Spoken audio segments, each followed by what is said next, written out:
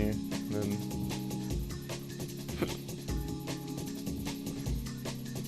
no, wrong tab. Fuck. Ba, ba, ba, ba, ba. 8. Damn. That sucks. What a.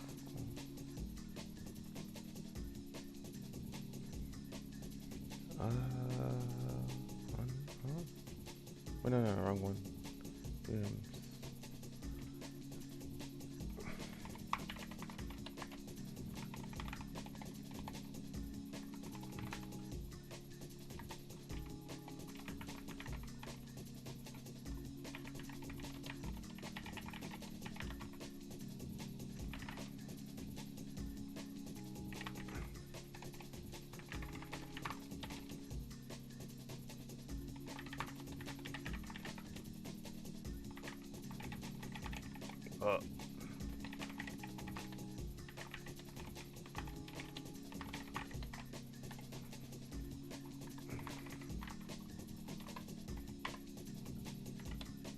Dang it.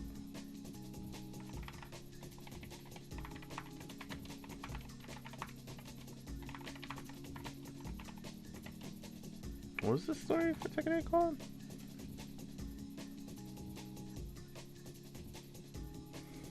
I don't even know. From my last one? Are you sure about that? Are you sure about that, Brody? I don't even know what I'm here for real. Da da da da da da da.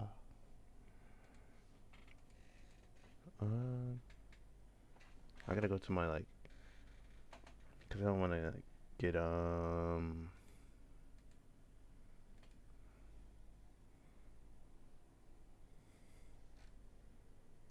I gotta get.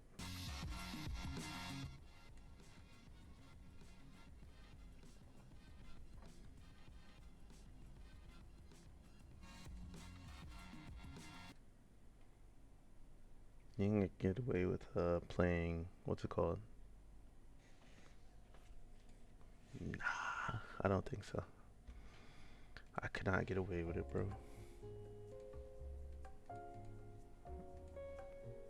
There's like Sony and whatever companies behind them. That is let me.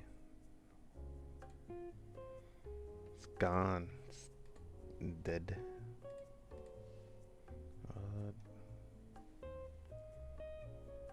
Oh, what? Dang, it remembered. What? No. I don't want that layout though. What the It's got the right idea, it's just there you go. And where is it in this tab? It is.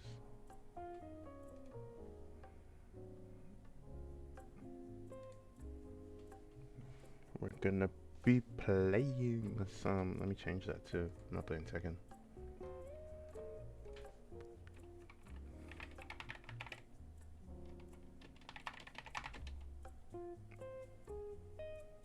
Does it go by the chapters? Yeah, it does have the chapters. There's just a broad one and then there's the specific chapters.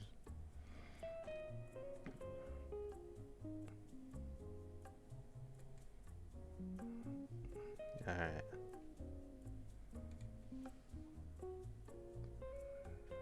"14 achievements.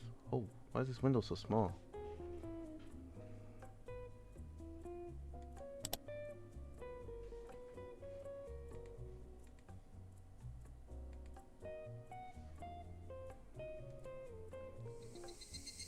Bro, what is this made for, bro? Mobile phones? Why is this window so tiny? I know it's a 4K monitor, but still. Full screen. Let's go. Language, English. But I want the original. The original character sprites.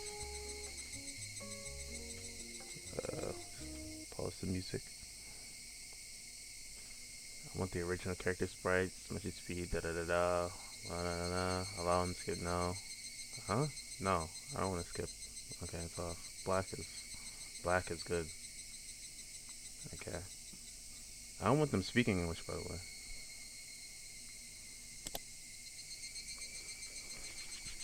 Alright, let's go. Let's go. Finally. Let's get into these fucking, what do you call it? Visual novels, man. Get back into playing them.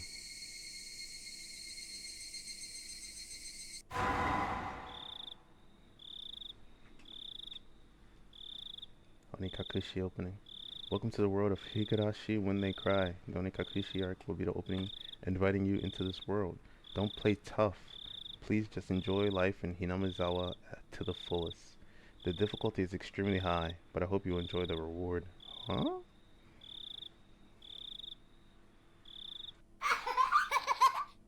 They got they got real jits doing this shit. What the fuck? Please do not lament. I will forgive you even if the world will not forgive you. Please do not lament. I will forgive you even if the world will not forgive you. So please tell me, what will it take for you to forgive me? Frederica Berncastle.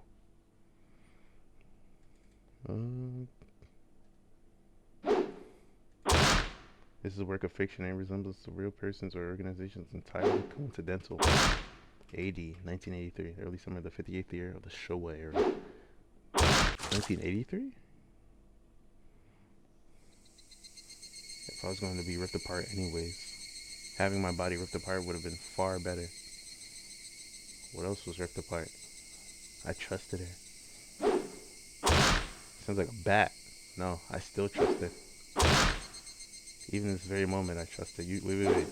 But I'm starting to realize I only wanted to trust her because I refused to accept the truth. It was as if I was trying to convince myself in such a silly, sobbing voice, and those tears making a mess of my face. Is this that mechanical, repetitious sound finally stilled, and everything fell silent? Only the cry of cicadas remained, annoyingly loud, and yet I felt as if I could still hear her voice. Oh man, that's not possible, because she's no longer speaking. The only one crying is me. She never cried. Even when she repeated those words over and over, she never expressed any emotion because there were none to show. If she had no tears to shed for me, then I shouldn't need to shed any for her. Ah. Then why? This pain, my eyes getting moist, why was this happening? I still wanted to believe I hadn't been split apart. Oh, your body and not your heart, right? That's enough, right? Inside me, an inner voice whispered gently. And that's enough, right? My spirit had suffered enough. And countless times I'd waver over whether I should just throw the battered thing away. Except I've stubbornly refused to do that, haven't I? Okay, you're slowly losing me. I'd feel better if I just threw it away. Even knowing that, I chose to believe, didn't I? Only I can understand that painful struggle and appreciate it. I can read, bro. Hey, me? Try more than enough. I'll acknowledge that much. So, isn't it alright just to take the easy way out? Yeah, ain't nothing wrong with that. Besides, I'm not throwing it away. I'm leaving it behind with her. Like flowers by a grave. What are you throwing away? Are you talking about your emotions? Now then, calm your nerves. Even though you can't feel your right... What? Just lift it up. And with every swing, forget a little more. That kindness made me happy. That adorable smile brought me joy. I like petting your head. It's that ending. I love how demure you were. Demure. Because this will be the last time. Because when I swing this down, I'll forget. This is my first and last bouquet. Bouquet? For you? Bouquet.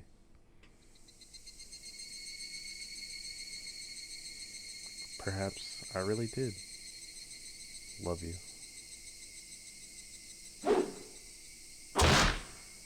Higurashi when they cry.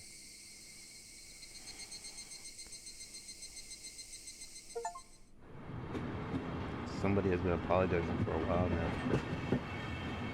I wonder what she's apologizing for. I felt wrong to eavesdrop, so I tried to ignore it. It had been a while since I last went to the city. I only returned to attend the funeral of a relative. Even though I'd lived there until last month, I found the bustle of the city to be overwhelming. Those skyscrapers and the multi-lane roads, the melodious cacophony of this crosswalk. Even the campaign speeches blaring in front of the station felt nostalgic. The place where I live now isn't nearly as lively. I'm looking through the perspective of a machete girl right now. I know. There's only the chirping of locusts and the babbling of brooks and the cry of the higurashi, the evening cicadas. Is that what higurashi means? Cicada?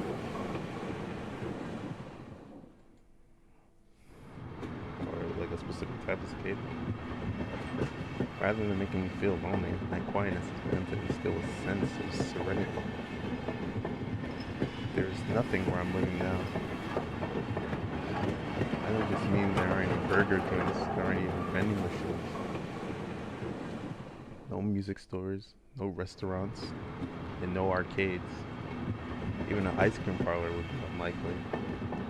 The nearest town has some stuff like that, but it's an hour away by bike. Come to think of it, it wasn't really a big deal. There were music stores and arcades and ice cream parlors, but it wasn't like I ever hung out at any of them. True. I lived in the city for 10 years and never once been to an ice cream parlor. I should have gone at least once. It's only now that I'm starting to regret that a little. Somebody's still apologizing. Who's she apologizing to? She's apologized so much, so just forgive her already. There's no reason anyone should ever need to apologize so much. I started to feel a bit annoyed at whoever was refusing to forgive her. No matter how bad the mistake, there's nothing that can't be forgiven. I don't know. There's no such thing as an irreparable mistake. I just need to be more careful next time. She's still apologizing, even now. Then, has she really done something that can't be fixed? I have no idea what she's done, but if it can't be fixed, that's all the more reason to forgive her. Nah, bro. No matter how much she apologizes, nothing will change, I guess.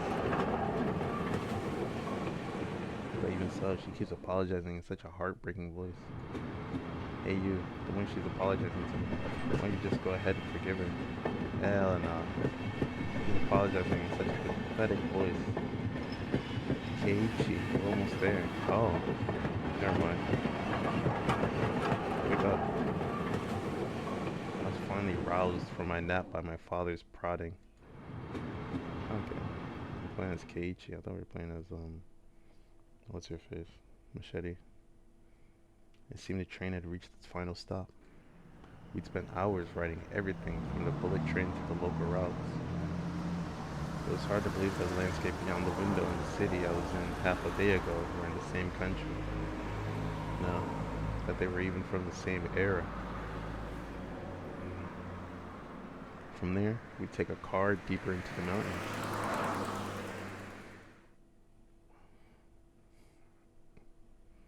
I try to do some voices, make it fun. But most of them are females, so it's like... Past where the dense forest encroaching on the mountain road suddenly opened... Did I read that at the right pace? Past where the dense forest encroaching on the mountain road suddenly opened up. I don't know how to read that. Better. There, where I live now, Hinamizawa. Sawa. Which came first, this or Kaiji? Zawa. Higurashi, when they cry. Okay. Title screen. You see my mouse now?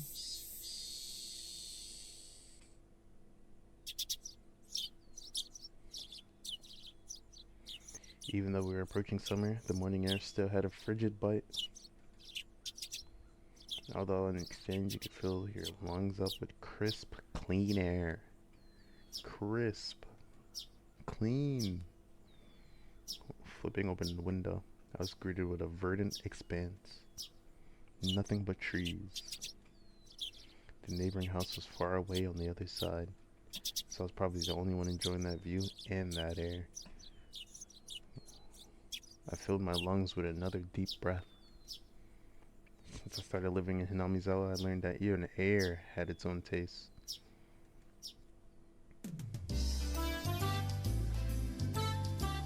I quickly finished getting ready for school and headed downstairs for breakfast.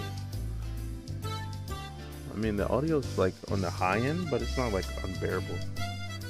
But if it is, let me know.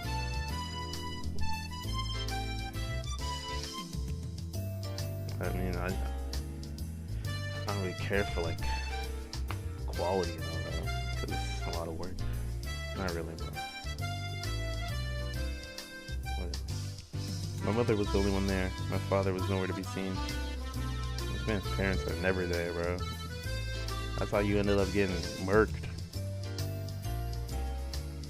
My father was nowhere to be seen.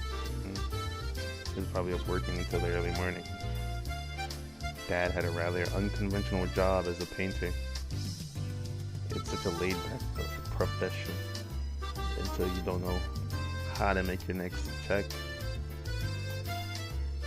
Get up when you want, sleep when you want, and work when you want.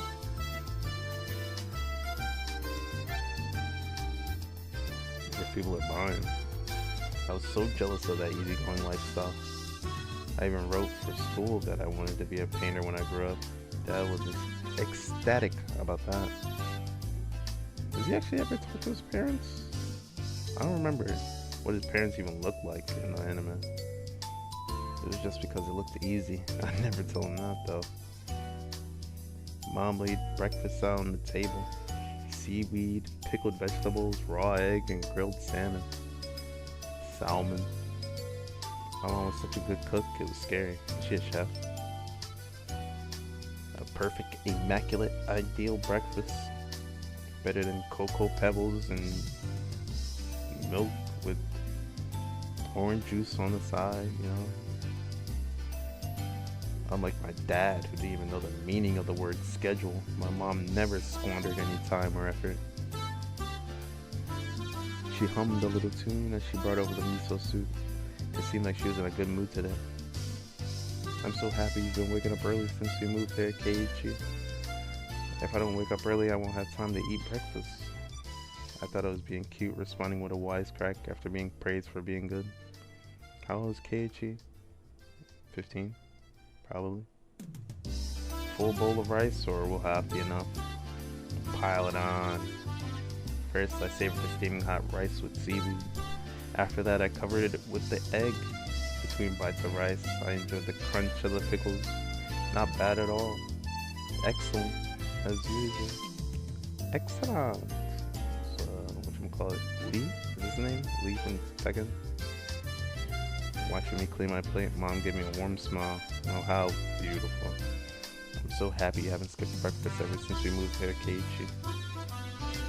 I was not a morning person when we lived in the city. I slept right until the last minute before school and rarely ate breakfast. Sounds like me for real, man.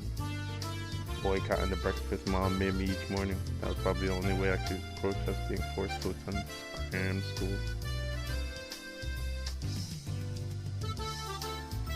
I guess that was what you'd call my rebellious phase. I wouldn't so much as look at the breakfast she woke up early every day to make. If I could go back in time, I'd slap myself. Good food on the way. The fuck? Mindful of the time, Mom rushed me along with a wide grin. Isn't it about time to meet up with Karena-chan? Yeah, that's who you was just beating up. Fucking opening scene. Hurry. It's okay. Mom really seemed to enjoy the fact that her son was going to school with a girl.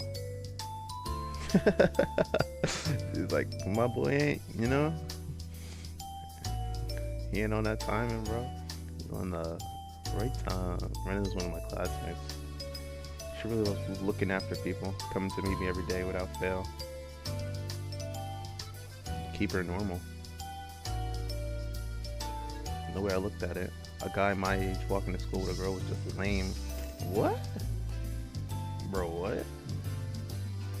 But well, keeping a classmate waiting for me every day wouldn't be very considerate. Seriously though, how long does Rena wait there for me every morning? Taking one last gulp of miso soup, I race for the door. No footsteps, ta-ta-ta-ta-ta, you know? Please thank Rena-chan for the pickles. Oh. Couldn't think of it, those pickles weren't store-bought, were they? If I'd known that, I would have savored them a bit more. Morning. Do I get to see her now? Like, actually see her? So far, I've been looking at scenery. There she is, man. Keiichiku. Ohio. Her cheerful greeting was as fresh as the morning itself.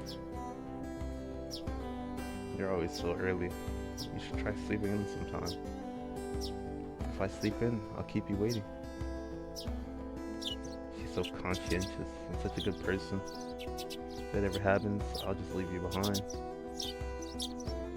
Keiichi-kun, you're so cold. I wait for you all the time. I'll leave you in the dust without looking back. My man Keiichi's fucking demon. Alright. Hold on a minute. I gotta see what happens if I say it.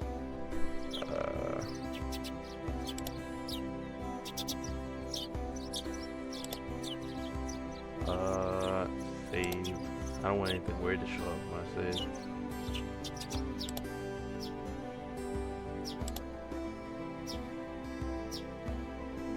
Damn, they give you a lot of save slots because they know this game is on some timing. Okay, nothing weird comes up. I'm Gucci.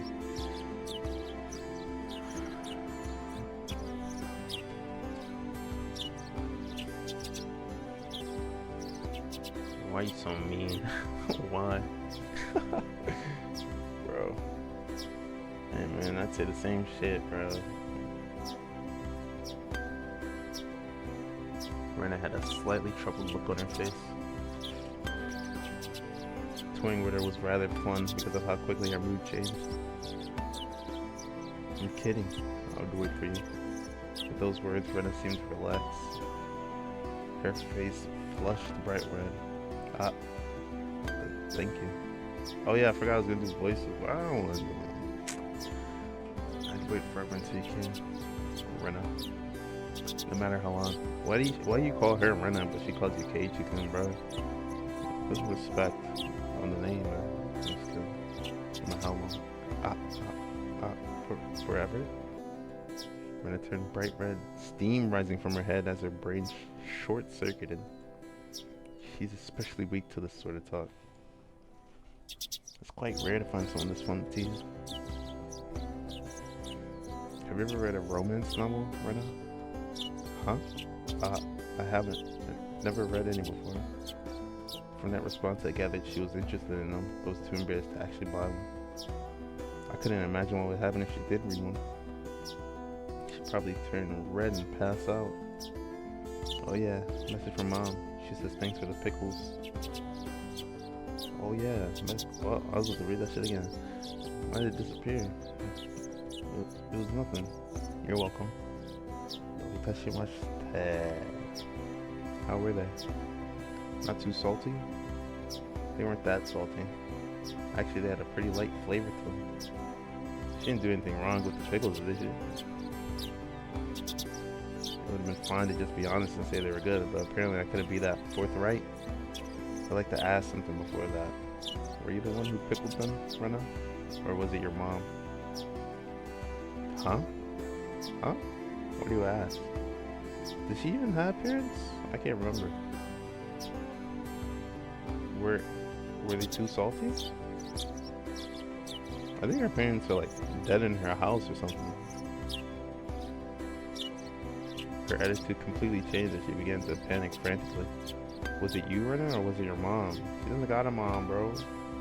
But why are you asking who made them? Why? You Depending on who made them, my opinion of them might change drastically. Huh?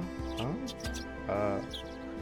She counted frantically on her fingers, trying to remember the amount of salt she used to pick on them. I used 5 grains. Like, how much, what are you counting?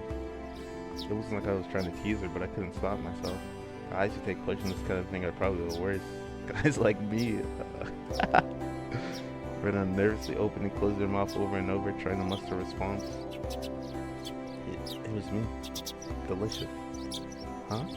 Pretty good. Just like the last one. They went perfectly with the rice. Her face went bright red again. She was completely spacing out. Are y'all walking or y'all still standing there, bro? It truly was a lot of fun to tease her. I pray that Rena never gets taken advantage of by some lowlife. Keep at it, Rena. I'll train you until you handle it like the average person. Or so I decided for myself. Let's go. If we keep Mion waiting, we'll never hear the end of it. Seeing as she just keeps spacing out otherwise, I call Rena back to reality so we can make our way to school. This strange, easily flustered girl is Rena, good. I've only known her for about a month, but I've come to realize it's not just her name that's strange. What's a strange name? I mean, I guess. Dude. What even is it? Did you change her name? Nichan, Ohio. Coming up to the next rendezvous point, we saw another person waiting for us. Noticing us, she waved. Damn, look at the mitts on her, bro. About as big as his face. Ah, finally. You two are late. Usually you're the ones who's late. A sharp contrast to the diligent Rena. This one marched to the beat of her own drum. Is she? No, it's hers. I think she has a job. Or no, she's the cop or something. She has a gun for some reason. And it's her sister that works at the restaurant. She's Mion, sounds like. Okay, the music's getting kind of loud.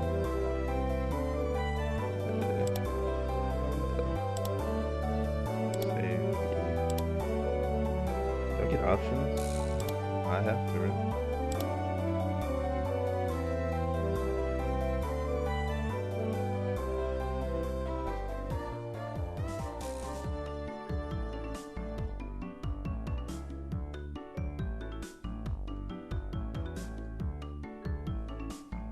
That's better. Mion Sonozaki, Rena Ryugu, and Keiichiro or something. I don't know his name. Keiichi is fine, I guess. For what it's worth, she's our senior and head of the class. Morning, Rena. It's been a while, Kei-chan. How many years? I was only off 2 days. Huh? Ha ha ha ha. You don't say. You were so much cuter back then. Mion's gaze stared at my chest and dropped straight down, focusing on the point with the whoa. Huh?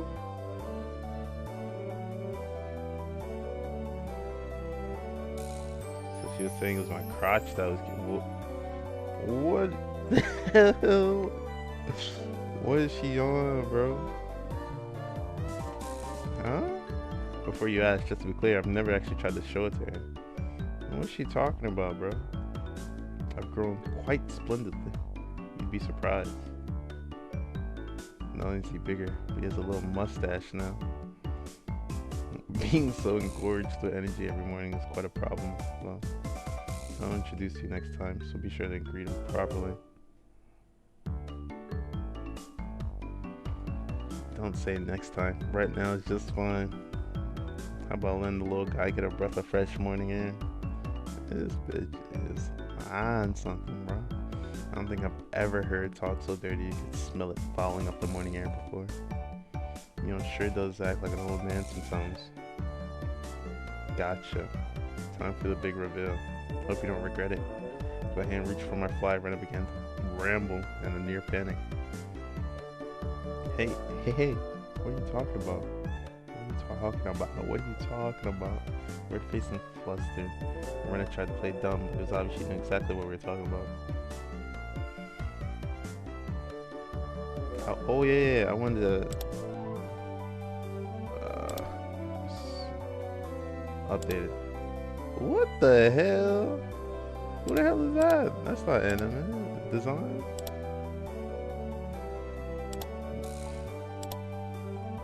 I'm still playing with the original though. I just wanted to see it. How was it? Seeing the city again. Me and switch gears, dropping the dirty talk and changing the subject to something more befitting and pleasant. More befitting the pleasant morning. Only went for a funeral. I didn't have much time. So yeah, did you look for it? That thing I asked for? You're not listening at all. I just came back from a funeral. I didn't have any time to look around in toy stores. Tisk, tisk, tisk. Toy stores and hobby shops are completely different, you know? It's really difficult to get Western stuff around here after all. Oh yeah, this is about games again, Pete-chan. What does she look like? She looks like her anime counterpart. Why does she look a little bit different? Maybe it's the ankle.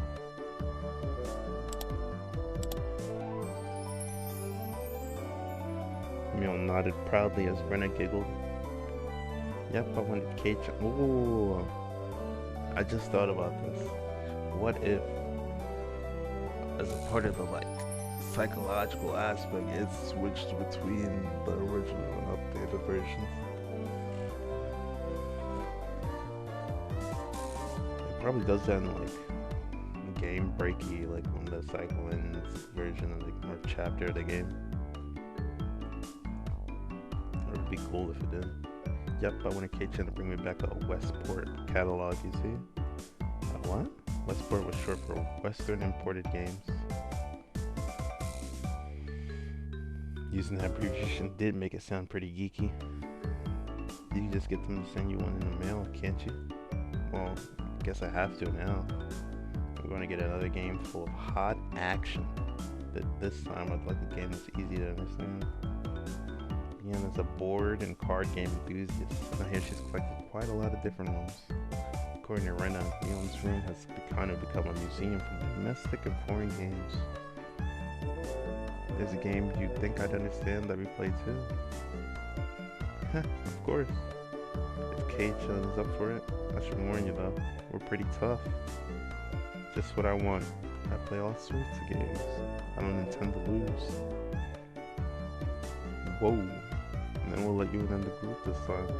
I guess. Bristling with joy from head to toe, Rena looked back and forth between me and Mio. Mio gave her an affirmative wink and her expression perked up even further.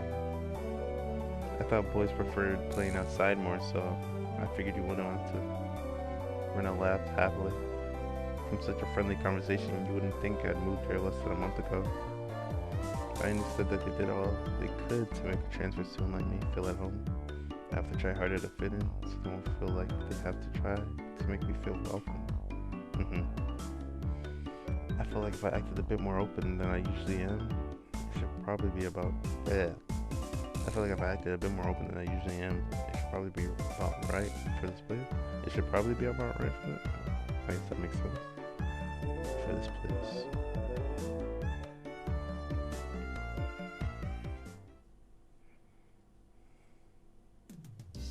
Hinamizawa was a really small village.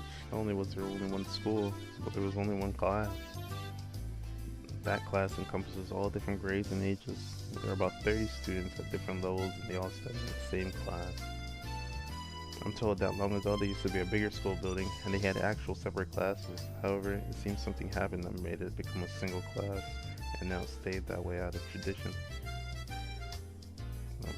I guess a bunch of people dying has something to do with it. I was shocked at first, but humans adapt pretty quickly, so I got quite used to it. The sound of children playing started right from the morning. With such a lively mood, it felt more like a kindergarten than a proper school. Not that that was a bad thing. Not that there's anything wrong with that. Mion, who had been walking in front of us up until then, suddenly let me take the lead. right in front of the classroom door. So I was meant to slide the door open and enter the room first. Too bad I wasn't gonna fall for that again. To think you'd give up the lead here. You meant for this to be a test of my skills. Theon chuckled with a haughty smirk on her face. What is it, you guys? Step back, Brenna. It's dangerous. She's here. Huh? Then Sadako-chan is one of the most annoying characters in the fucking entire series. Her name was Sadako Hojo.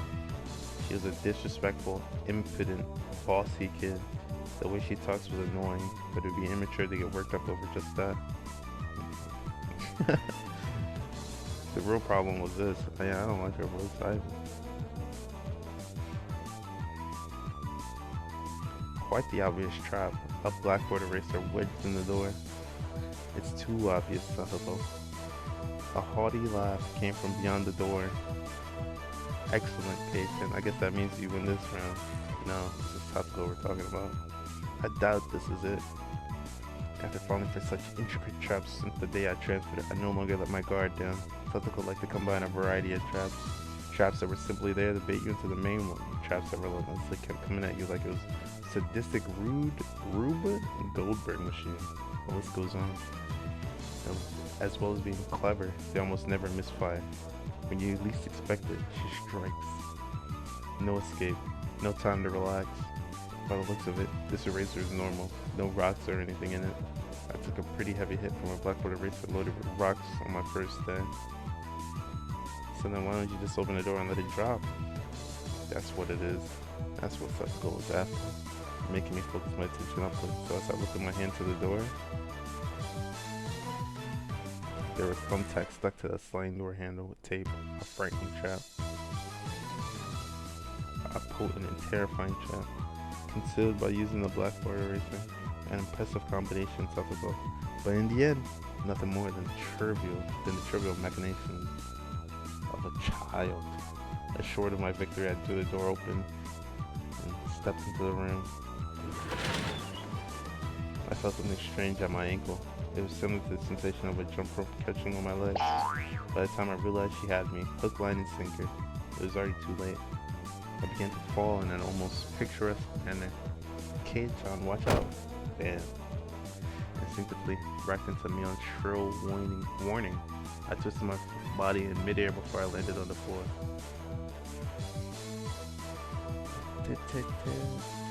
An inkstone filled to the brim was placed right where I would have landed. Inkstone? What is an inkstone? I shuddered, imagining the situation had I landed square on it. And this little fucking goblin.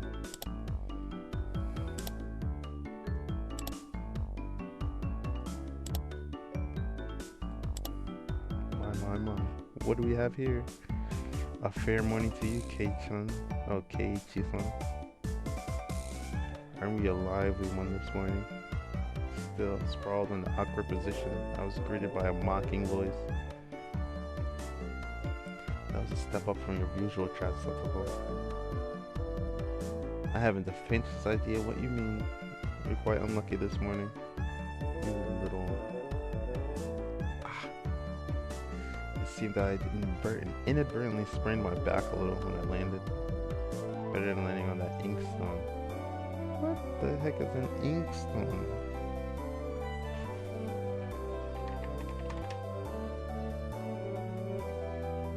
Ah.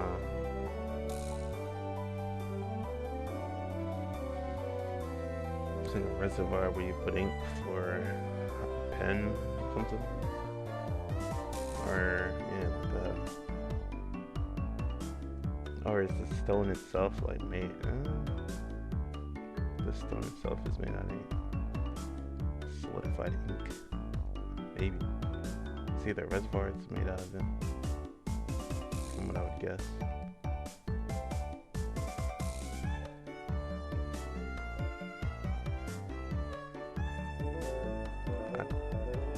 So when this bitch gets like beat up and shit, I never feel bad for her, bro. Never.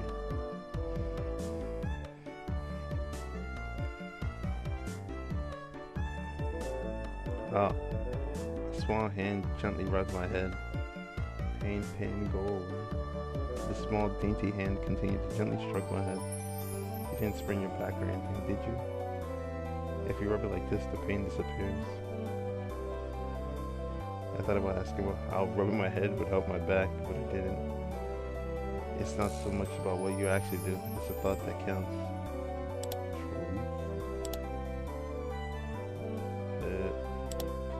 Oh, what?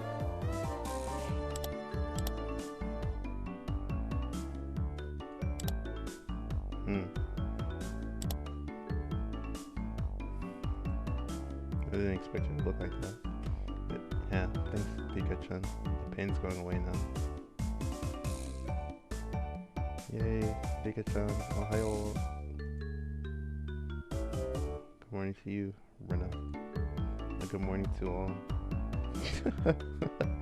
Rika-chan greeted each of us with an adorable little bow. It was infectious. Rena, Mion, and I all bowed back. Such a good girl, a good kid, Pikachu. So much better than Satsuko. I glared over in her direction. Satsuko was whistling while Riley deliberately trying to avoid eye contact. I'm the very model of a good girl. Oh yeah, I forgot. Good girl wouldn't set those nasty traps. Nothing but lies and slander. Exactly what proof. Wow. I picked up Satsuko by the back of her collar. She looks like a misbehaved cat when I do this. I wish there was like a keybind and I could just like go back and forth.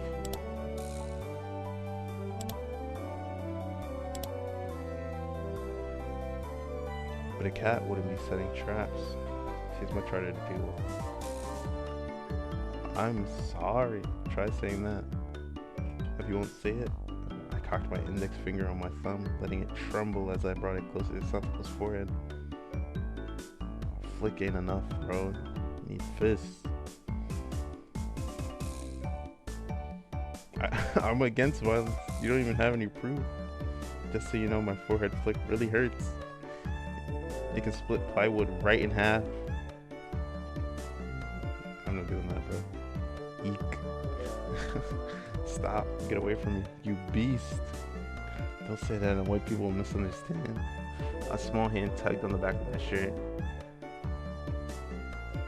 She's been lonely since you were gone for 2 days. What did you do for 2 days?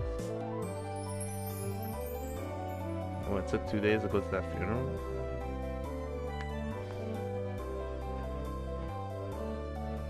I mean, I guess. Oh yeah, because this isn't the first day. Come on, man. Context clues. Rika-chan really is just so. How could I do anything more after being told that? Yeah, I don't know why. I gently released my grip on Satsuko, who at this point was on the verge of tears. She still had her eyes clamped shut as she braced herself for the forehead flick.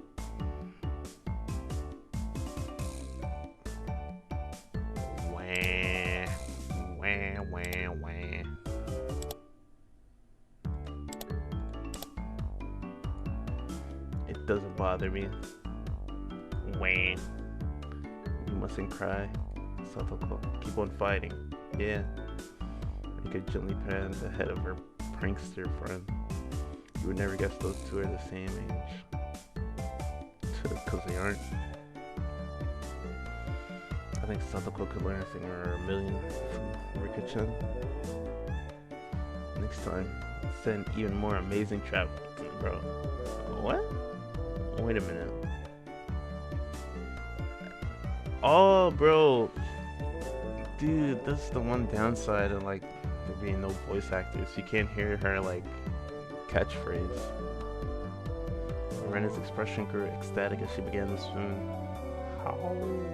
Satsuko-chan is crying. So cute. You can't take them home. But they're so cute. You can't, no matter how cute they are. But just for a bit, it's fine. It's fine. Does she know what's at her house? And her mom's still, in her house as a cadaver? Rena kept a cutesy face even as outrageous ideas spewed from her mouth. According to Mion, Rena's ridiculously weak to cute things and always tries to take them home. Wait.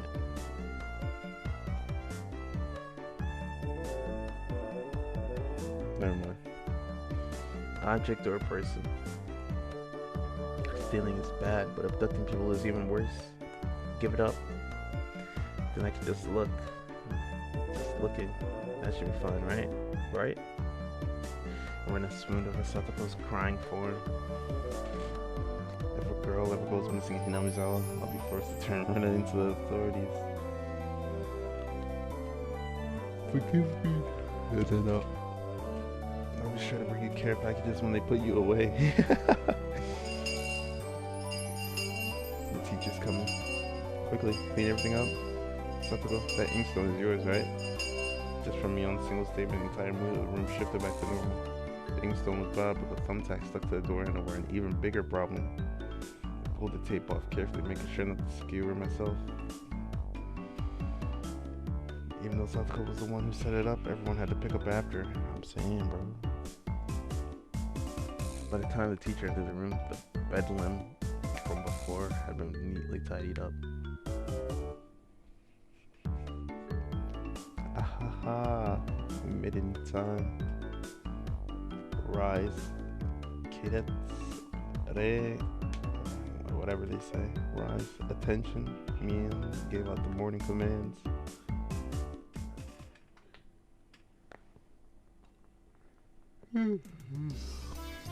It's difficult being the teacher for all these different grades in one classroom. She has to teach something different to each one, but naturally, she ends up spending all her time with the younger kids. Rena and Mion being the highest grade in the class, end up mostly doing self-study. They even end up helping teach the younger kids, but it seems like they can never get to their own studies. They're actually way behind where my studies have progressed to. As a result, I'm pretty much taking over for the teacher and helping Rena and Mion with their studies. Damn. You're a pretty good teacher, Keiichi-kun. Easy to understand. Rena took a breather after finishing highlighting an important section. Teaching is making me lose confidence. It makes me aware of how shallow my understanding of the subject is. True. They said that to teach someone something, you need to understand it backwards and forwards. So while you're teaching us, you're getting your own practice. In contrast, this person over here is quite laissez-faire about things. For one, isn't she supposed to be in a higher grade than me? You know, how old is she? Like 17 or something? Nah, I'm saying old as in like fucking drawings have an age, but relatively.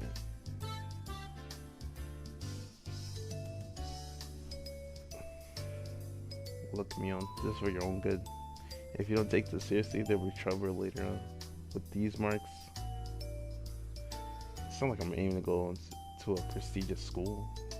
I'll be fine as long as I pick up what I need to know for the entrance exams a little at a time. Her staunch defiance was really something else. This was a different type of relaxed, and somebody who already knew what was going to be on the entrance exams. Mii-chan, Keiichi-kun is doing his best to teach us. We need to try hard too. You're such a good and honest kid, Rena. I'll make sure you guys get accepted into a good school. What? Thanks so much. Especially you, Rena. Private lessons, just the two of us. Private lessons? A puff of smoke shaped like a halo popped out of Rena's head. Exactly what kind of private lesson is she fantasizing about that's making her turn so red? I'd like to hear the play-by-play about that next time. While Mion was flipping through her vocabulary flashcards, she threw out a casual question. So in the city, do you have to study this much? If you don't know at least this much, you can't get into university. So you study just to get into a university? Well, yeah, basically. while knowing that this stuff will ever come in handy in the future. Out here, you can get into university as long as your attendance is good enough. What kind of fucking university is that, bro? What are they teaching out there? How to fucking plant potatoes? Get away with murder? Like, what? Really? Study with entrance exams. Having that basic law of the universe so easily overturned sent me into a state of shock. That is right. There aren't really enough people around here to warrant weeding them out with an exam. If anyone can get into university, then there's no need to be all upset about this stuff, right? Well, that's true, but you should at least know stuff that's common knowledge. This old geezer thinks that instead of wasting time studying pointlessly, you should be spending your precious teen years doing more meaningful things. It was too profound of a statement to simply laugh off. But since it was me on, it probably didn't actually have that deep of a meaning. Dang. God, this bitch. Oh, bro. In place of a chime, the school of the principal waving a handbell drifted through the classroom. Okay, child, we're done. We're done. It's our wonderful lunchtime. In a complete 180 from her unmotivated state, Mion gave the commands that signaled the end of the morning period. Keiichi-kun, let's have a lunch. Let's have lunch? What the fuck? I might have been making a very troubled face. Rena smiled brightly at me. Alright, let's eat.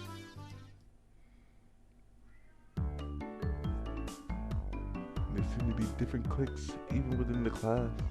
Most of them were divided up by gender and age, but our group was different. Our ages were different, and we had both boys and girls, but we weren't reserved around each other. This level of openness makes a transfer student like me pretty happy. Rena and Mion pushed their desks together so they were facing each other. Okay. At the same time, Satoko and Rika-chan were slowly lugging their desk over as well.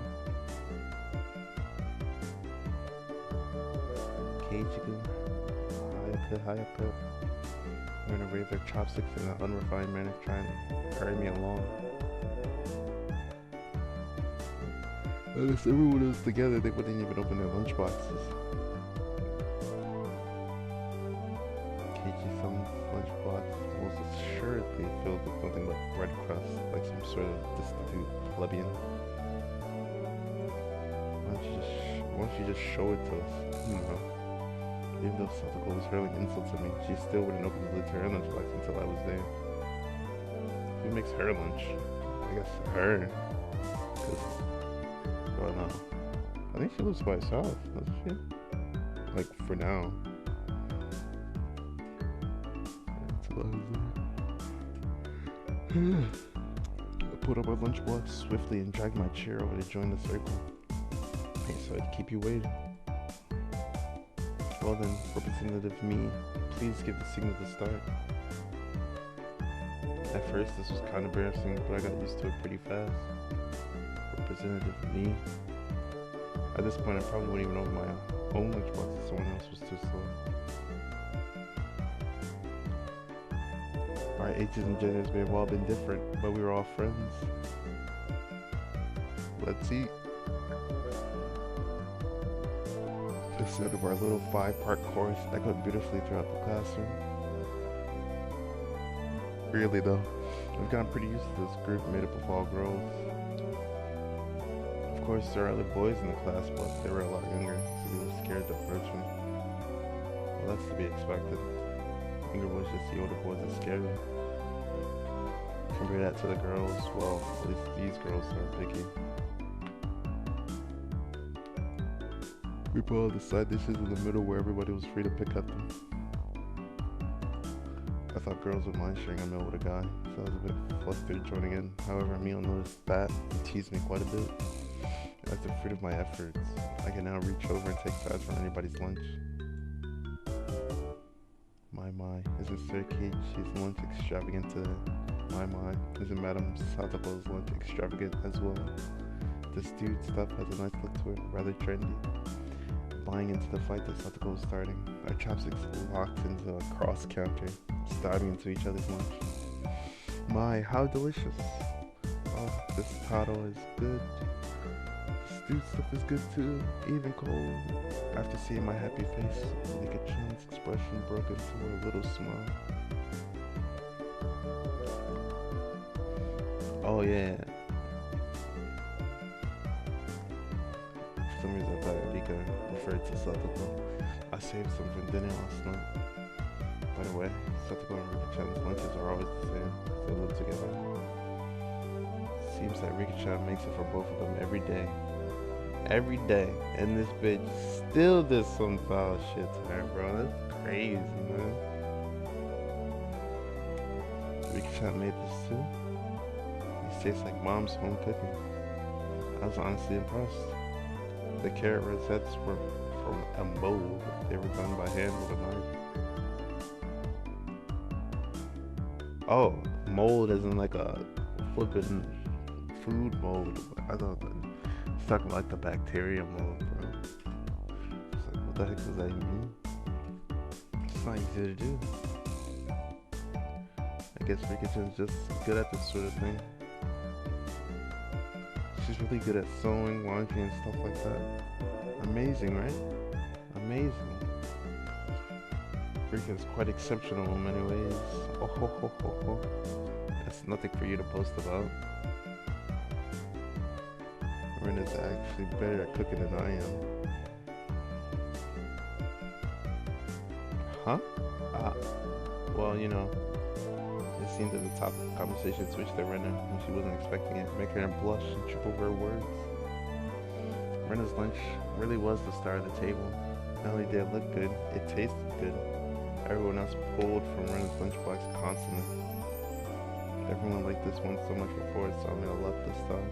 It's good, I hope. It's got high marks from me. Mio, you're taking too much. Knocking Mio's chopstick aside, I reached out, trying to secure my own portion. Satoko and Rika-chan reached over at the same time, and a struggle ensued. Everyone shoveled in mouthful after mouthful while praising it. Rena-chan's lunchbox was soon empty. It was kind of bad that no one thought to leave any for Rena. But Rena seemed rather satisfied as she looked on. How did you like it? Isn't Rena-san an extremely good cook too? Quite different from Keiichi-san. I said that's nothing for you to boast about, right? But not much different from Keiichi-san, Satoko. Can you tell the difference between broccoli and cauliflower yet? Satoko's face went pale. Hey, even I can tell the difference between broccoli and cauliflower, you know? Of course I can. I really can. It's really hard for her to lie. Keiichi-kun both taste good when they're boiled and topped with mayo, right? Shouldn't be picking on her. Mi-chan too. When I hurriedly tried to follow up, but Mion laughed haughtily as she drew closer to Satoko.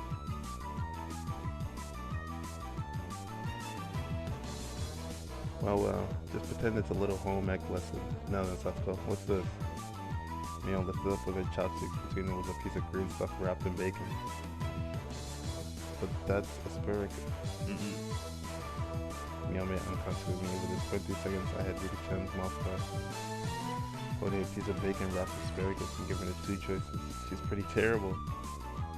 The yellow one is cauliflower. No wait, the green one is cauliflower. So which, probably the yellow one is broccoli and the blue one is cauliflower. The green one is, do you really know which is which? How about you just give up? I'd expect no less from the class for the Otis. The way she drives people into a corner just shows how much experience she has. It's just a hunch, but being brought into the Sonozaki household must be quite the ordeal. Mion Sonozaki. Mion Sonozaki, Satoko Hojo, Rika. Huh? I don't know. Rena, Ryugu, Keiichi, something. I do know. I really do. Didn't answer the question. I know. Wah. Wow. She get the whatchamacallit. heavy's voice. She finally broke down and started crying. When she acts like this, she actually starts to seem her age. Huh? How cute. Running into the state of euphoria as Sadako bawled her eyes out. Rena was in a state of bliss as she rubbed her cheek against Sadako's head and smothered her. Really, a very content face. One that wouldn't care if the world ended right then. It was that kind of smile. Rena, me, sticking on me. Wah. That's why you're... Who says that? That's why your brother left. Cried too much. Cute. It's okay. Rena and Nation will take care of all those bad people who tease my little sister. Damn! Whoosh, bam. That's like a flash of lightning. What? What was that? Just now. Both of Rena's fists shot out at supersonic speeds, striking out Mion and Vega squarely in our faces. Before we knew it, Mion and I were sprawling, spread eagle on the floor, staring up at the ceiling with matching welts on our faces. This is the first time you've gotten one, right? Today, she went easy on us. Easy? You mean there's something harder than this? With that, Mion and I both slumped our heads back to the floor in unison. From now on, I'll be careful when I'm within striking distance of Ren. See, Sadako-chan, I took care of them. Cute. I want to take you home. What's he say? Like, omochikairi?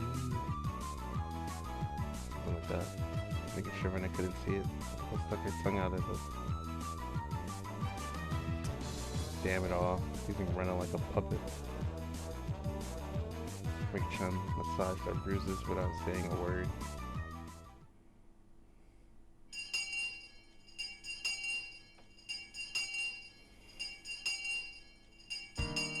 No matter what the day had held, the last school bell always came too soon. Our shadows stretched off into the distance. Hey, Keiichi-kun, tomorrow, do you have plans or anything? Huh? It was such a direct question from Rena, I inadvertently blushed. If it was for a date, then wouldn't you do it more subtly? Rena saw me lost for words and realized that I misunderstood and turned red as well. No, I didn't mean it like that, you see? So apparently that wasn't what she meant. But since it's always fun, when Rena's in a panic, I went along with it a little. Oh really? So it wasn't meant that way? Huh? Playing it up, I slumped my shoulders, feigning dejection. Keiichi-kun, why are you so disappointed? Why? Me-chan. Poofed. Ahaha. Unable to hold it any longer, Mion slapped me on the back. I see. This old geezer knew you could push her buttons like that. This old geezer never knew you could push her buttons like that. She feels some type of way being older. Like there being a bigger gap between them. Why you calling yourself old geezer, bro? She's got a lot of responsibility on her shoulders, man. Wahahaha. It's got a Wario laugh. Huh? What is it? Mion was rolling on the floor, clutching his stomach while Rena flailed around, completely bewildered. Couldn't help but start laughing as well, feeling just a bit guilty. I ruffled Rena's hair. Kidding, sorry. It was a joke. That was my fault. She really is a cute one. Yep. Huh? A joke? Since when? About halfway through. Halfway? So Kei-chan, that means you weren't acting when you blushed at the start? Huh? That means there's only a momentary lapse, but there was no way Mion would let such a delectable detail slip by her. Well, you see, saying anything more was also a bad idea. In my bewildered state, I slipped further into an unfavorable position. After that, Mion continued to tease me about it for a while.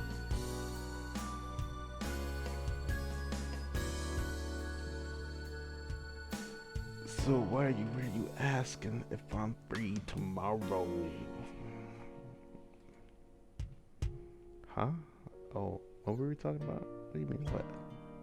Been so long that Rena had forgotten. That's how long Mion teased me.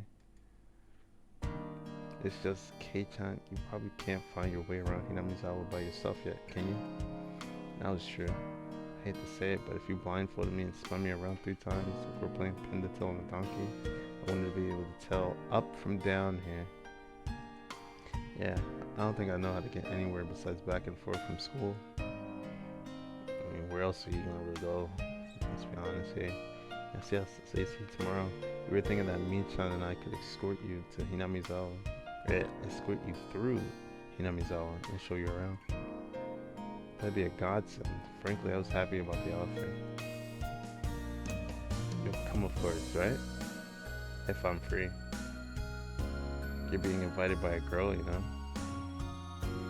Who? If I'm free. You're probably free anyways. If I'm free. I'm saying, bro. This dick ain't free.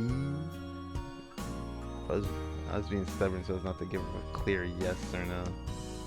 Even though I thought it was a godsend, I'm too much of a scamp to say so up front.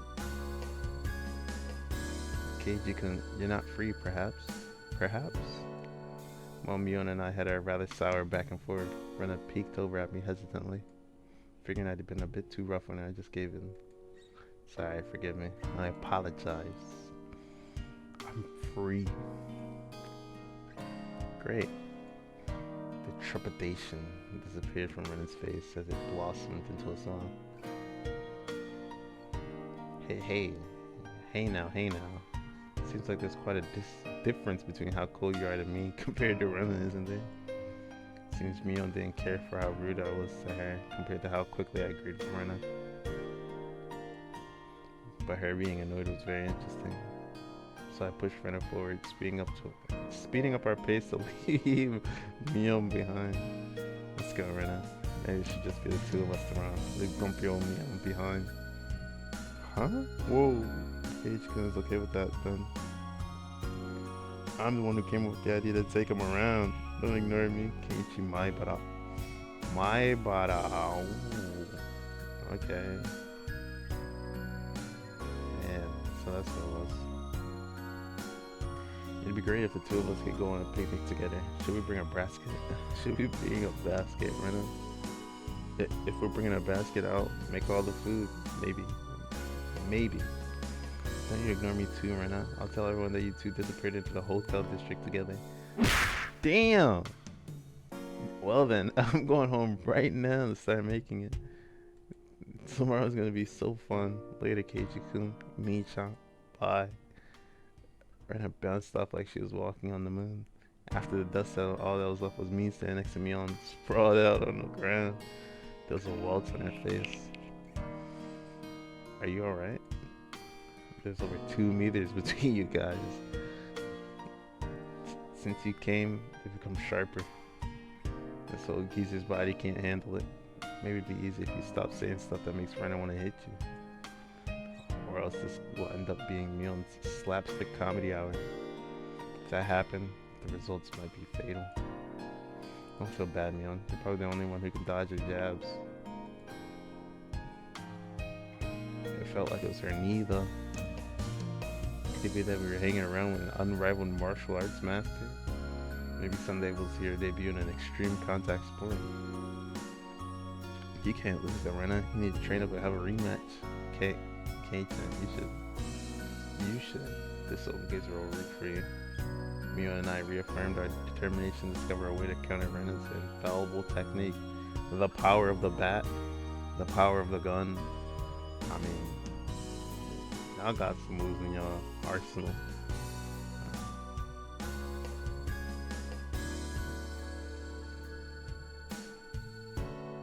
I'm surprised she didn't have. I mean, does she have it when she goes to school? I don't see why she would. But I've definitely seen her with a gun. We're a mixed grade. We don't have a uniform. They receive new tips.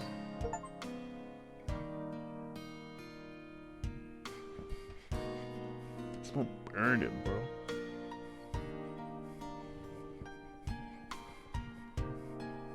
I smell fire. Oh, yeah. We don't have a uniform? Yeah, I knew that. And we're mixed grade. Yep. Bro, why is the music here different, bro? What are these tips gonna do for me? Oh, don't take me back. I don't need to see that. So, Rena, we're the same age? Yes, that's right. We're the same zodiac animal, too. Hey, now. Animal? Hey, now. It would be weird if we were the same age, but not the same zodiac animal. Oh, hey, now. Okay. That's not true. If your birthday isn't the same, then you can have different animals even if you're the same age. Huh? Oh, I see. Mio, you're pretty smart. Ah, ha ha ha ha ha. What month were you born, by the way, Keiichi-kun? I'm July. Let's go. Okay, good month, good month. Rena smirked and puffed up with pride. Hey now, what's the meaning of this? She's not planning to be all high and mighty if her birthday is a wee bit sooner than mine, is she? Don't even. It's impossible to challenge me by birthday. I wouldn't even mind if you bet $1 per month. What are you saying? Huh? Huh? Why? Why? Rena panicked at suddenly being challenged to a wager. Given how panicked she is, I'm certain she doesn't have much allowance left this month. It's just sending her. Where did she even get her money from? Does Mion's family give her money knowing that her mother is dead? Or does her dad live out of state or something? Or not out of state, but out of the city. I don't remember her situation perfectly. It's just sending her into a panic about something as simple as a birthday is so fun. I can't help myself. So that means you were born in April, Kei-chan? Right on April. No wonder you're a fool, Kei-chan. Right on. Too bad, Rena. I'm already far older than Rena. Oh, I see. You're the same age as me, Chan. Huh? I don't think that's how it works. Well, it's just a few months. Wait, they're all the same age? I thought Mion was older. That gap will open up again soon enough.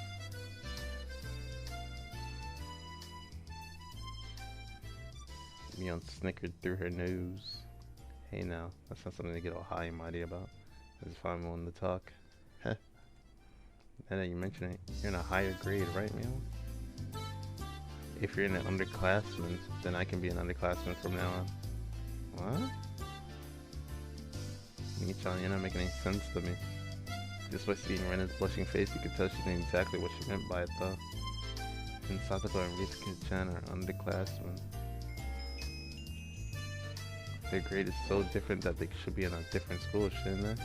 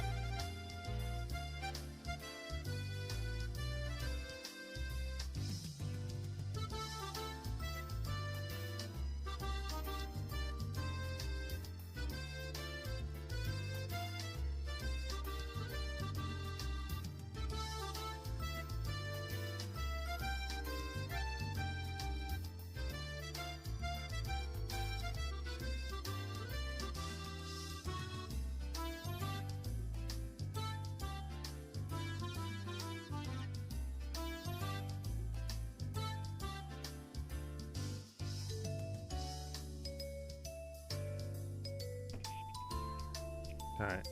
I need some water. In Satoko and Ritsuki-chan are underclassmen. The grade is so different that they should be in a different school, shouldn't they? Keiichi-kun. Your tastes are a bit too young, I think. I think you're not making any sense yourself, Rena. I'll just grab on her head and scruff it up a bit. Ha! Stop it. Is that the end of the tip? I don't know. There's more. I wondered about it before. Yeah, I was wondering why the school has different school years all mixed up. There aren't enough classrooms. Can't help it. This building is being rented from the forestry services after all. What? When she says it like that, it makes sense. I thought her school was strange for a while now. The schoolyard is gravel. There are rooms that aren't for classes, and there's wait. Never mind. There are rooms that aren't for classes, and there's some strange sort of construction machinery there.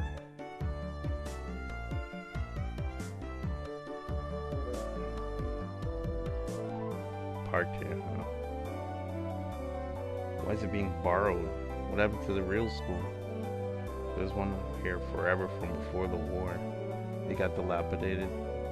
They closed it down and they didn't open it back up. Probably was a grand old schoolhouse. Well, because of that, the students would have to attend the school in the city. That's pretty far though, you know? You couldn't renovate it, you couldn't clean it up. I mean, what else y'all got going on here? Which school would that be? Did you know there's a school if you pass by the Okinomiya train station, turn at the hospital and head towards the pediatrics department? What? So far? I couldn't tell where that was by the location, but I understood it's pretty far from Renner's reaction. Okinomiya. Well, that's why. The guys that didn't want to commute to Okinomiya rented out the building for the forestry services and are attending the pseudo schoolhouse here. About half the children in Hinamizawa go here. Other half can't go to school, and other half decide to go to the other school. There are quite a lot of kids that come here on bike. Oh, it's pretty big, I guess. Well, since they're attending this really messed up school, it might be pretty hard for them to get into higher education. That's not true, Wing-chan. If you study properly, you can go anywhere you want. Yeah, that's right. Does one of them have a study arc? Trying to get out? I totally agree with Rena on this one. Yeah. Why like that pose and then the next words being yes, that's right. Give me meow vibes. Yes, that's right. Let's try our best. All of you, try your best. I mean, who's the one that's trying to keep them all there though? Not make any of them leave. Yeah, y'all talking about leaving. This old man will be reading for you. Not just us, you too. You should be preparing for exams, shouldn't you? Your future is bleak with grades like this. Fine, just fine. If I get stuck, I'll just mooch off K-chan as he works forever. What do you mean by work forever? What do you mean? Hey, you're too loud. Be quiet during self-study. The teacher yelled at all three of us. It is completely our fault. You're gonna show the teacher? Satoko sighed and chortled haughtily. I stuck out my tongue at her in response. It is just as Leon says, this school has nothing to do with higher education. But it makes up for that by having lots of valuable things other schools don't.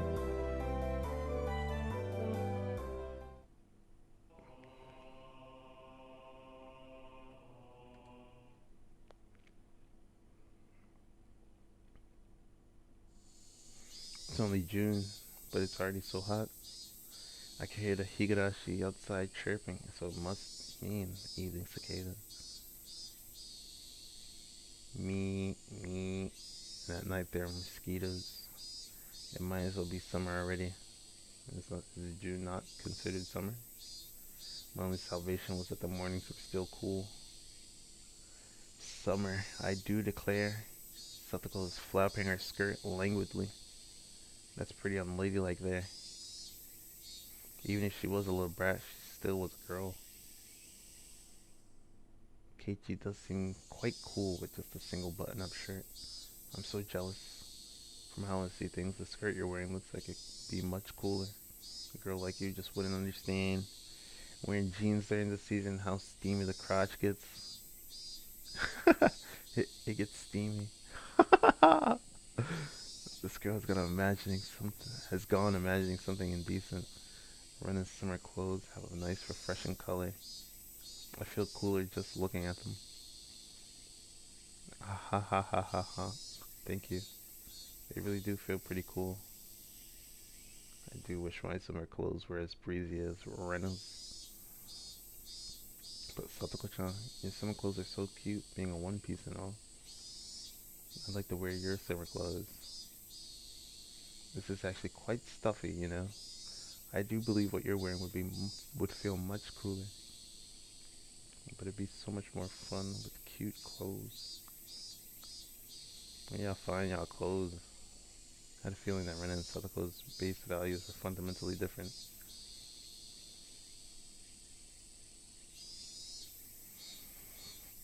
Speaking of which, our school doesn't have a uniform. Yeah, it doesn't. As long as they're proper, then regular clothes are fine. There are quite a few students in regular clothes. There were a few wearing uniforms, but they were all the same design and rather plain. What's the uniform they're all wearing? They're all the same. That's the city school's uniform. It's not like there's a rule, but they're all wearing them. Speaking of which, everybody in our group is wearing a different uniform, aren't we? Did you go out of your way to get them from somewhere? No, they're from my old school. Well, I guess Mion-san supplied them. Never mind. Mi-chan's relatives run a second-hand clothing store. They can get school clothes from all over the country for cheap, they say. So he asked those relatives to get a bunch of unique school uniforms in. That Mion, she probably loves using her friends as dress-up dolls.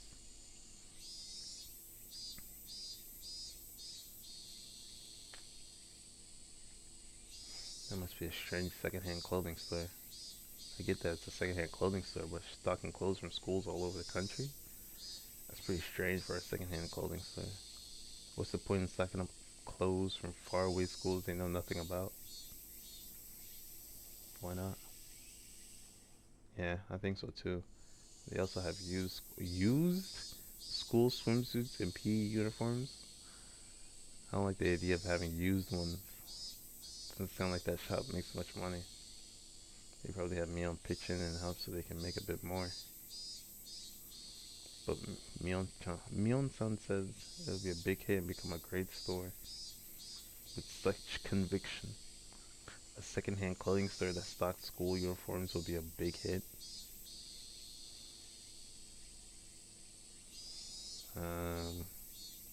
If somehow their store like transcends space and time and like restocks and sells it to them every time they die, I guess. I don't get it.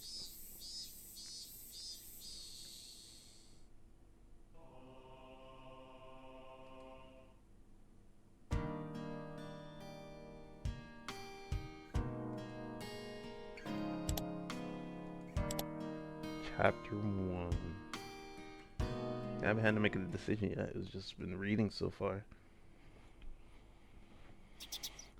I took it a little too easy on the morning of my day off. I was totally late. Day off?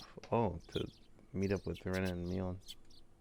Today was the day Rena and Mion were going to show me around Hinamizawa. Yeah, she does have a gun. I knew it, bro.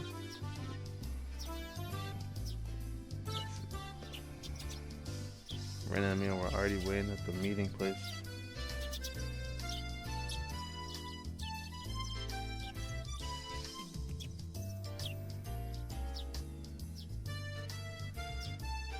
Kei-chan, you're late. Sorry. The show I was watching last night was really interesting. Blame that. Oh, so that's your excuse for being late and keeping two girls waiting? Mi-chan, you just got here yourself. Dang. Last night's episode of A Day in the Life of was interesting, wasn't it? She was just as guilty as me. Rena was carrying a pretty heavy looking handbag. What is that? Me on answering my unspoken question with a wink. That's right, really did make a picnic. K-chan, after you left, Rena pulled out all the stops. It's not like I forced her to do it.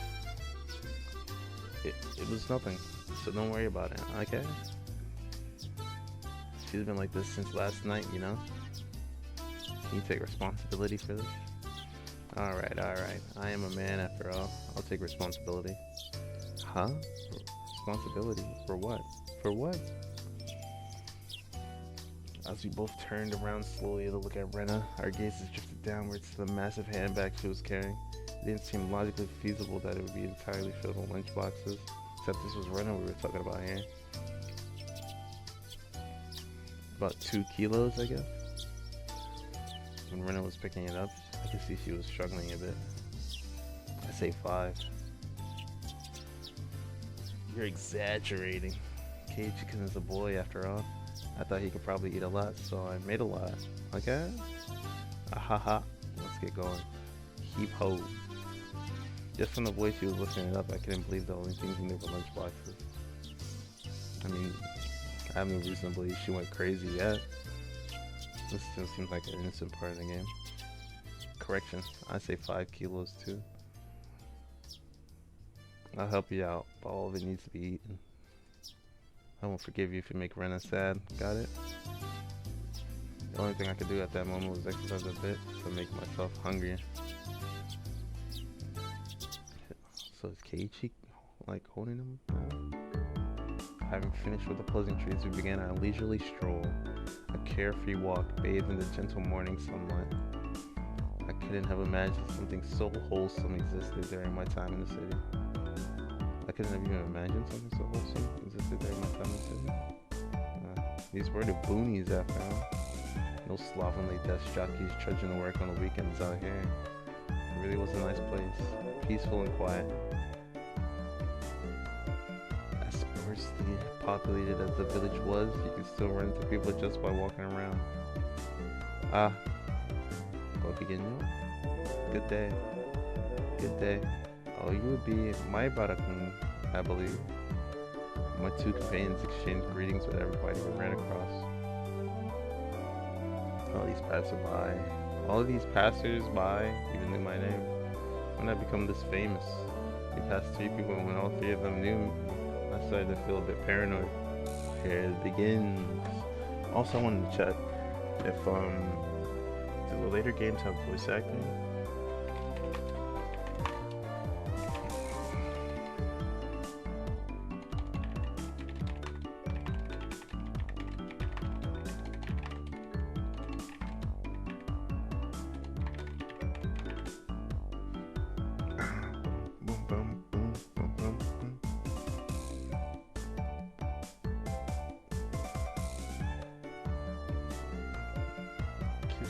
The anime.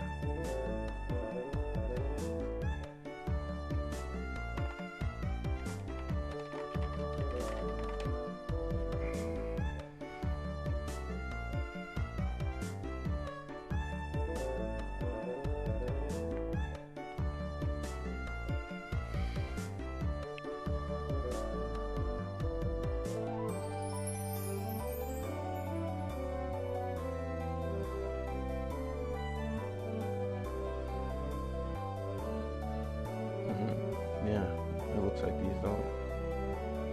That's fun. Ahahaha, it's a bit sad to say. Everyone knows everyone since there's so few people here in Hinamizawa. So that means when an unfamiliar face walks by, they automatically assume it's that my brother fellow who just moved here. Yeah, that's just how it works out. It was a process of elimination you can only pull off in a place like this, but it was quite effective.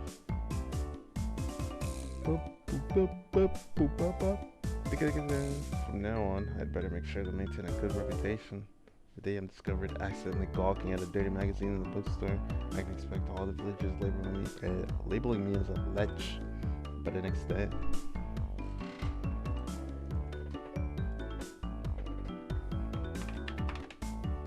Hinamizawa is not to be trifled with. That's true.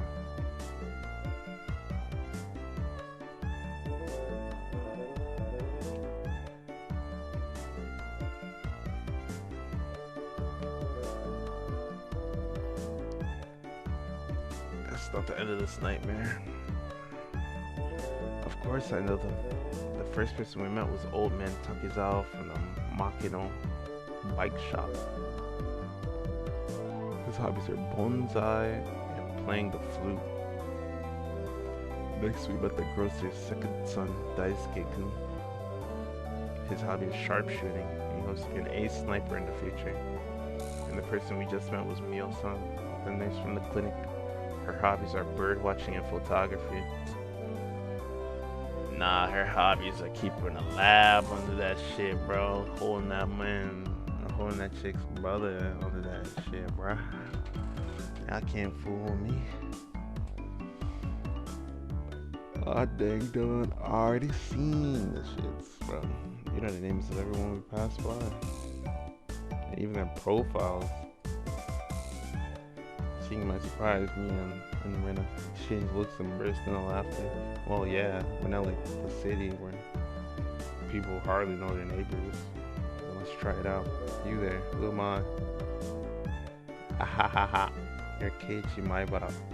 You say some mean things, but you're actually a kind, shy person. It's been 3 weeks since you transferred here. Your hobby is taking afternoon naps. Lately, you switched over to wearing what? Pinning you. That's enough. Boxers. Enough of that. Apparently, there's absolutely nothing you keep hidden here. You know, that was not a place to be trifled with.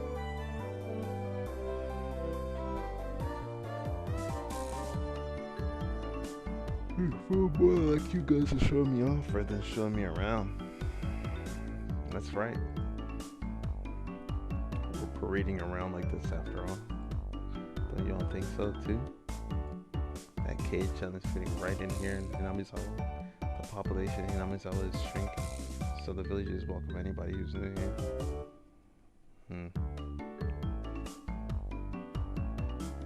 I thought about brushing it off with something to the effect of "you're kidding me," but I held back. Had I ever greeted someone who just moved into the city like this before? Thinking about that made me believe what they said wasn't a joke at all. We passed another person. Of course we were called out to again the same way. Oh my. Good day. It's wonderful seeing you getting along. This lady here is Fujishima-san. Good day. Oh my Maibara-kun. How wonderful for you, having a lovely girl in HR. How are you? You know, now that I've just noticed, I've seen the sprite for everybody except for Keiichi. Yeah.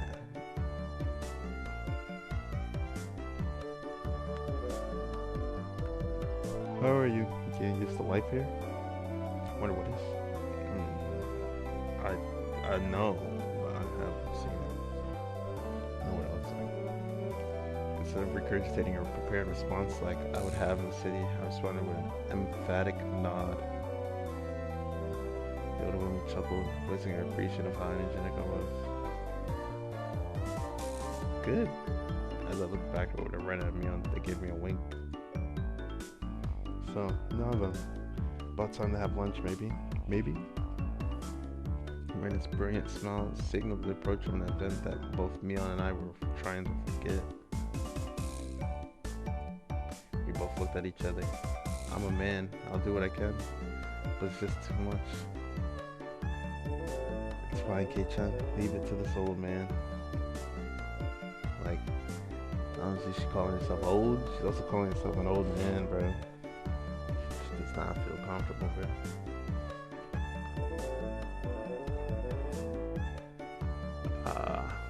I'm gonna find it.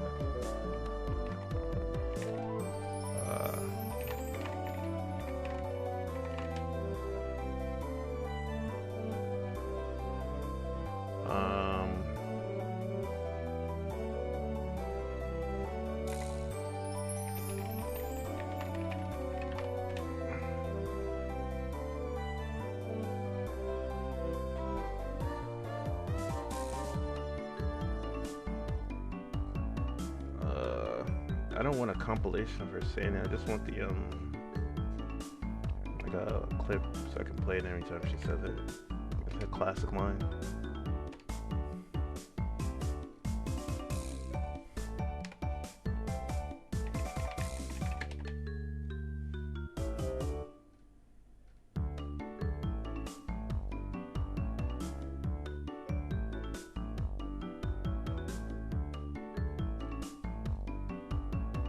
Hey, I knew it was a mochi kairi. Uh-huh.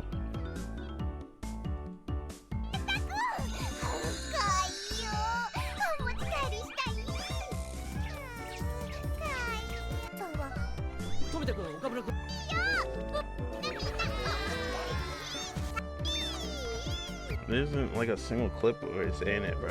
It's like a...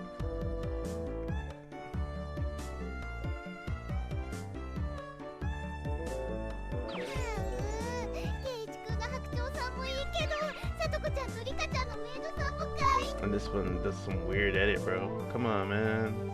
There's gotta be one clip on YouTube.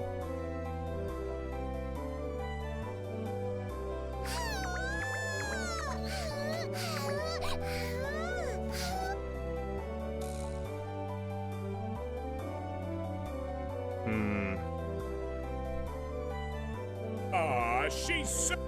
Nah, dog shit clip. What the fuck is that even on YouTube, bro? Get this shit the fuck off the airwaves.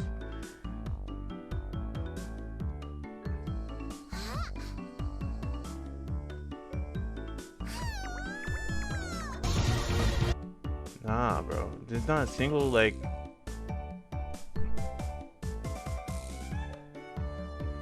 Just, you know...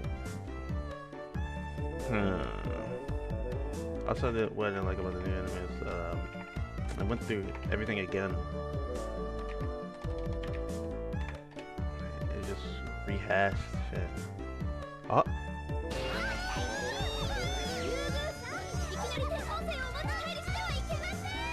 Nope. I don't have a simple clip.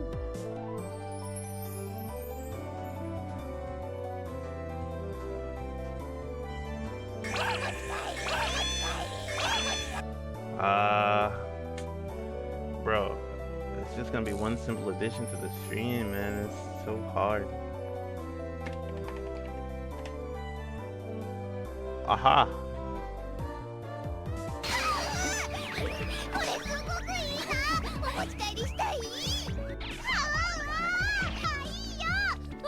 Why is it so long, bro? I just can't even find it on the soundboard, bro. Whatever, bro. I won't try that hard, man. Whatever. Muna's never seen this realize what she does right now. I'd expect no less from the class rep. But tell me that wouldn't be cool if I had a button so that whenever she had her famous line, bam, she says it. The same thing with Rika. Like any classic line popped up. Rena, if we're gonna eat, we might as well go somewhere with a good view. Wow. Yes, good idea. I agree. Rena nodded her head happily in response to Mion's proposal.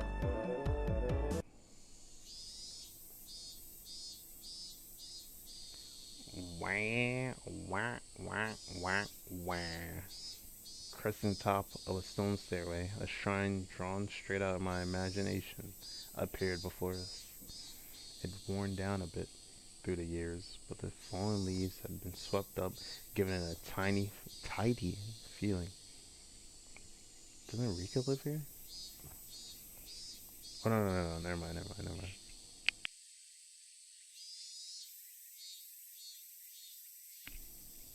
This here is the Furude Shrine. So it's Rika Furude? It's probably the place with the best view around.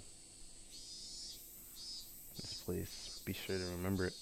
On our next break, a festival will be held here. I have water right here, bro. Isn't it a bit too early in the season for a festival? The Watanagashi isn't a summer festival. Long ago, it used to be a celebration of the end of winter.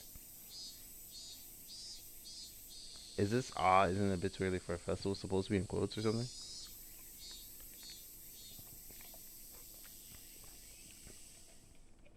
Or is it just like thoughts?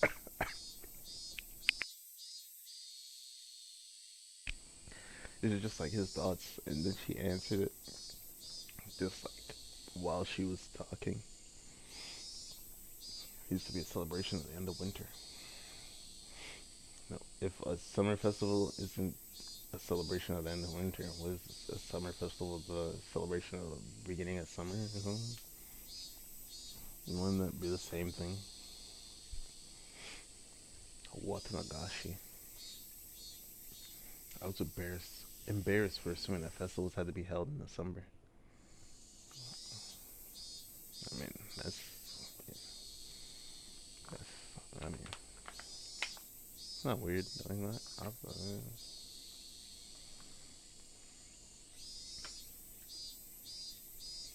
Now then, spread out the lunch boxes, and there, various colored lunch boxes were placed one after the other on top of a plastic sheet. It sure did smell delicious. It was Rena's home cooking. It went without saying that it'd be delicious. But is it even possible to finish all of this? Hey, Meon, it'll take more than just a good view to get this all down, you know? Konnichiwa. It's Rika-chan and Satoko. Why are they here? Mion grinned over at me. I see. This was her secret plan. The power in numbers. You have my thanks, Mion. Following up when all the pieces are in place is my specialty. We just had to come since there was such a commotion. What's the meaning of this? Take a look. It's time for lunch. Buffet style. A handmade gourmet meal by Rena. I can see that much. Why have you laid out a tarp on our property? Man, you don't live in the shrine. You live in like a hut next to it, bro. Chill out. And you only live here because, you know, you can't go back to their house. The temple's public grounds. It's not yours. Keiichi is right. This is everyone's property. Wow, Rika-chan is such a good girl. Have a seat. Eat with us. After opening up a spot for Rika-chan, I promptly turned my back on Satoko. Hold on 1 second. Where's my spot? No spot for you and nothing for you to eat. Don't worry, there's some for you too. None. I'll eat all of yours. I will not. I will not allow that. Rika. Here, chopsticks. Both Satoko and I leapt at the boxes, having it out with each other. Man, really, Kei-chan, you're really good at leading people on. You might have a talent for this. Have a plate, one for me, Chan, and Rika-chan too. Then I whipped out pairs of chopsticks and paper plates. If you don't hurry, it'll all be eaten up. That's right. Okay, shall we commence this battle? Please eat a lot. There's enough for everyone, Rena said as she opened up the thermos.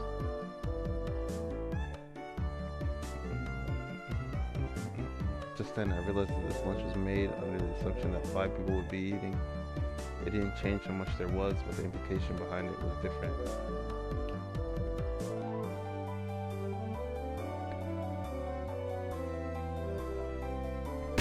Oh boy! I will not allow you to have this hamburger. Using your elbows against the rules. Grabbing the back of my collar is also against the rules. Throwing you off this mountain ain't against nothing, bro. It was a tough battle, blocking with full momentum in the elbow and the opening boost. Satoko appeared to have the upper hand, but the difference in our proficiency with chopsticks proved to be fatal and gave me the upper hand. Ah, the last meatball. Satoko Hojo has been bested. No. Satoko and I amiably began choking at the same time, falling backwards and spasming. Rika-chan patted me on the head to clear it, even though it was actually stuck in my throat. Seeing that made Rena blush and breathe heavily in excitement. It was almost like flowers were floating all around her. Mion advised Rena to refrain from saying anything that could get her locked up. This is how our meals usually go. Do anything in my power, just so things could stay like this. The intense battle calmed, And finally everyone reached the point where they could begin talking. Good sneeze.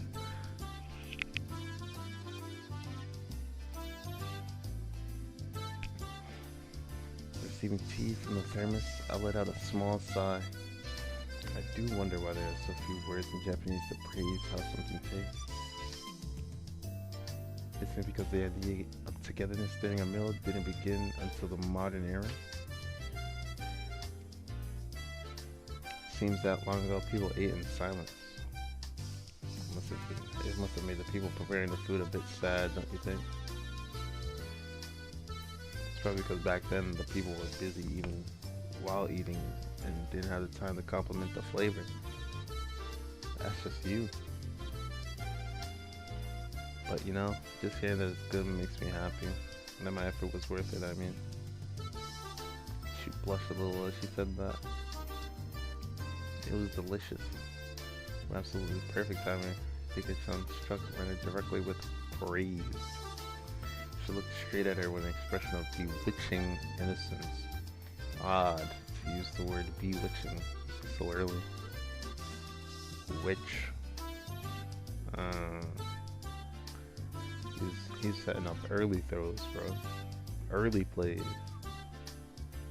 Oh. Oh?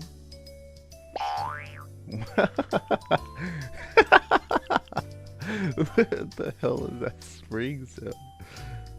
After Rena uttered an unintelligible noise, a ring of smoke rose from her head with an audible poof.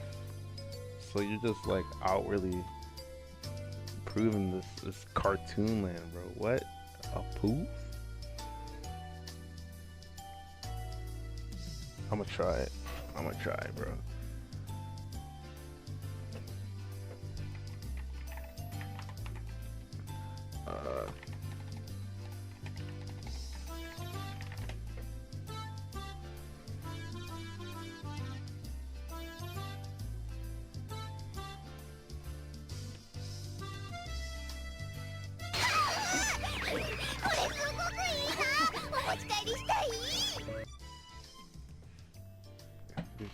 Pika-chan, I'm gonna take you home. No, I mean, thank you. It was really delicious. Rena flushed red with excitement, embracing Pika-chan and rubbing her cheek against it so hard you could almost hear it. To reward Rika-chan for her praise, Jajan. These are special. 2 apple rabbits.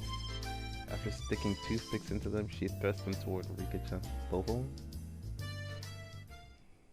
After Rika-chan accepted them, the mood suddenly shifted in a bizarre way. What is this, Otoko? What's with that defiant look? Has everyone prepared proper praise to receive outputs from Renaissance? Don't push yourself. What kind of praise can you think of with your weak wolf cat? Ho ho ho. Well then, allow me to show you. After Satoko flashed me on me with a defiant look, she changed the tone of her voice suddenly. Hey. So, Rena and Nathan's lunch? Satoko thought it was yummy too. Satoko looked up at her poutily while talking cutesy. What? How's that praise? That's not even persuasion by tears, it's persuasion by cuteness, isn't it? This is a Rena limited special skill. She blushed and her head spun, waving around in circles. Don't fall for it, Rena. How? Glomped. Sadako began rubbing her cheek against her.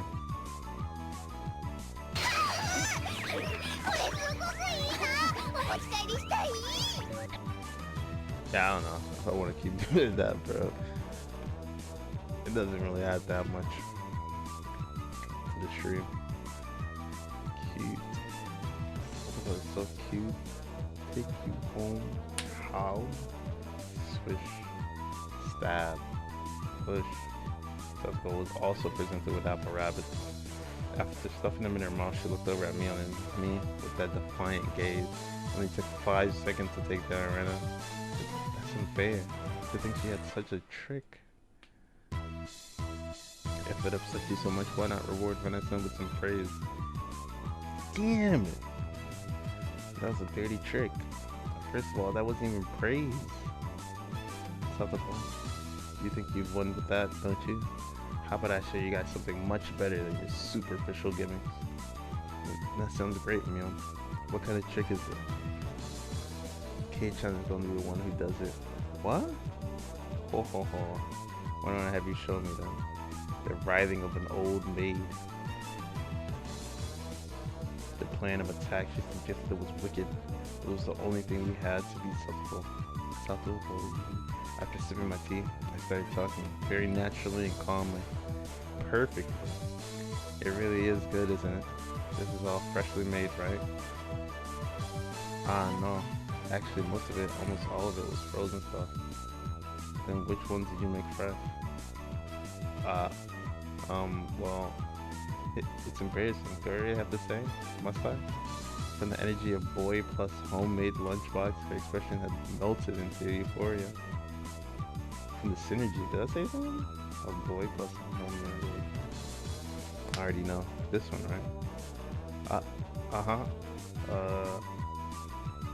Rena turned an even deeper shade of red. The words, I can't believe it, practically written on her face. How can you tell? How that I made it? Of course, Miona told me beforehand. It's been perfect so far. After acting like I was shy, I waited a beat. Next would be the finisher. It had your smell. Silence enveloped the area. Rena, face still completely red, froze solid. With a small yelp, Satoko also blushed. Of course, I did too. I sure would like to try one of Rena's handmade apple rabbits or something. Even if this was all because I was competing against Satoko, I felt like I had crossed the line by a good 9 yards, I think. Then at that moment, damn! Whoosh, that was pretty loud. It was a Tupperware container filled with rabbits. But please eat some, Keiichi-kun. There's plenty for you. Quark. Instantly, dozens of apples were shoved into my mouth, knocking me over. Oh, okay. So say Keiichi-kun.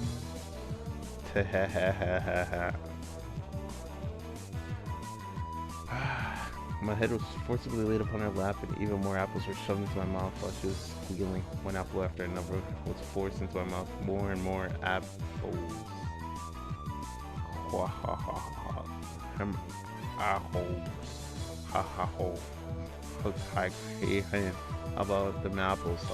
Looks like we win.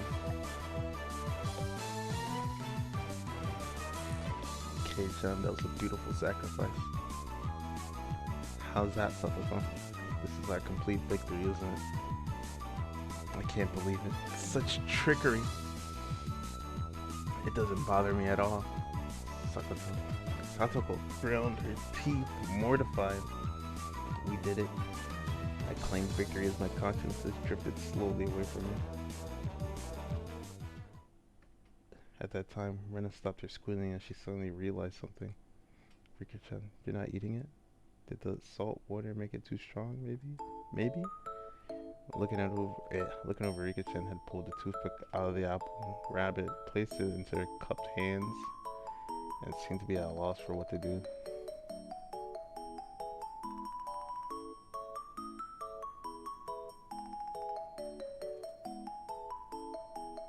Poor Mr. Rabbit. I feel sorry for him. I want to save him. Huh? Please? Oh. That was the sound of blood spurting from Rena's nose. Cute. Then I will take you home.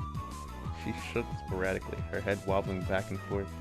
Then coming back to her senses, she took all the apples around me, gathered them all up with a flip, and fixed them back on a plate. Now they're all just fine, okay? Here, I'll give them to you, Rika-chan, okay? Rika-chan raised up Satoko's hand like a referee after having that plate of rabbit shoved to her.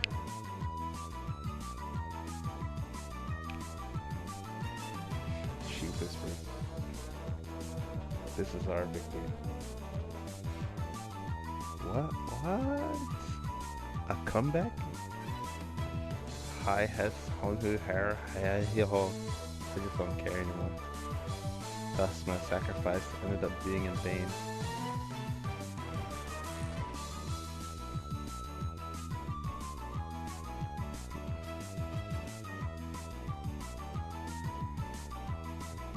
2 hours, bro? Damn.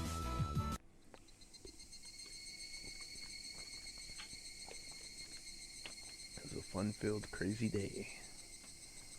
But as soon as the sun began to set, the end of the day really did come quickly. Later, Rena and Kate-san. Oh, later, Rena and Kate-san. See you tomorrow. Thanks for today, Mion. I had a great time. See you tomorrow. Setsuko and Rika-chan went home as well. We parted ways with Mion, and it ended with just Rena and myself enjoying the evening air on our way home.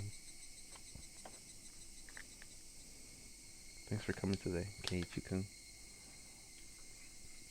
Was it fun? Bro, what the heck? Yeah. Lots of fun.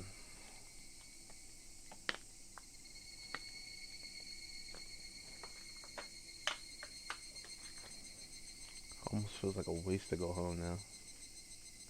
Then well, would you mind taking a little detour maybe? Maybe? A detour? If you want to go to the dump? Is it far? It's a bit of a walk, but it won't take long. Since we had been walking around all day, I must have seemed a bit tired. Not feeling like teasing Rena, I quietly nodded.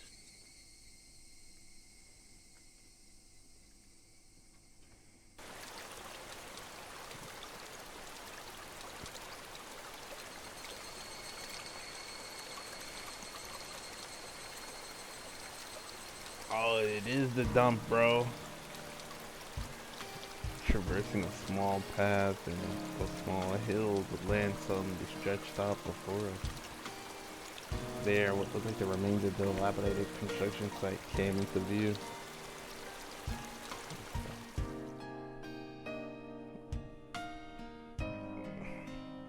A large heap of garbage spread out off towards the swamp. Probably illegal dumping. I recalled it being in the newspaper.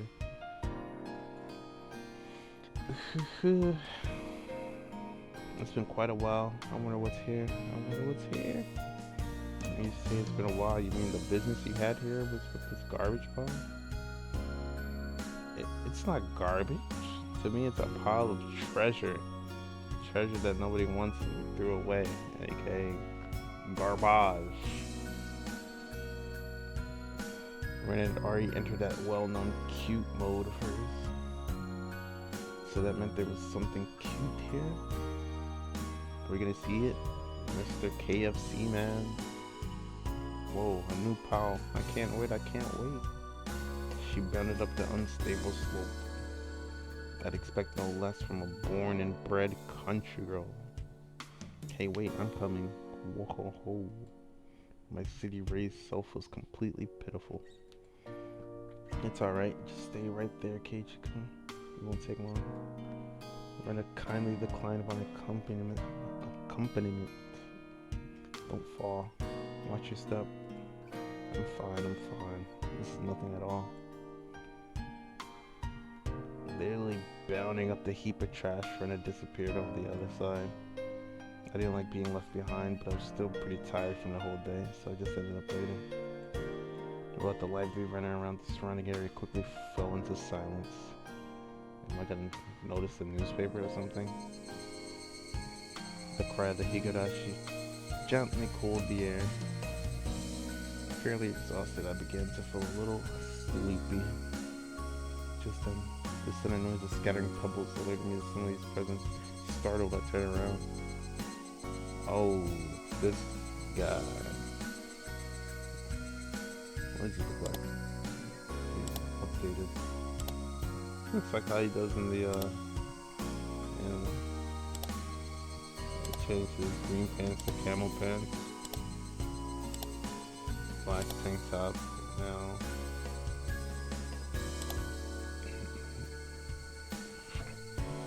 Standing there was a typical looking photographer. He spied over at me through his camera. His body was tanned and fit, but something about him seemed unreliable, and he had a bit of an aloof air about him. Well, it didn't seem like he was a bad guy in any case. Whoa, you surprised me. Could he stop?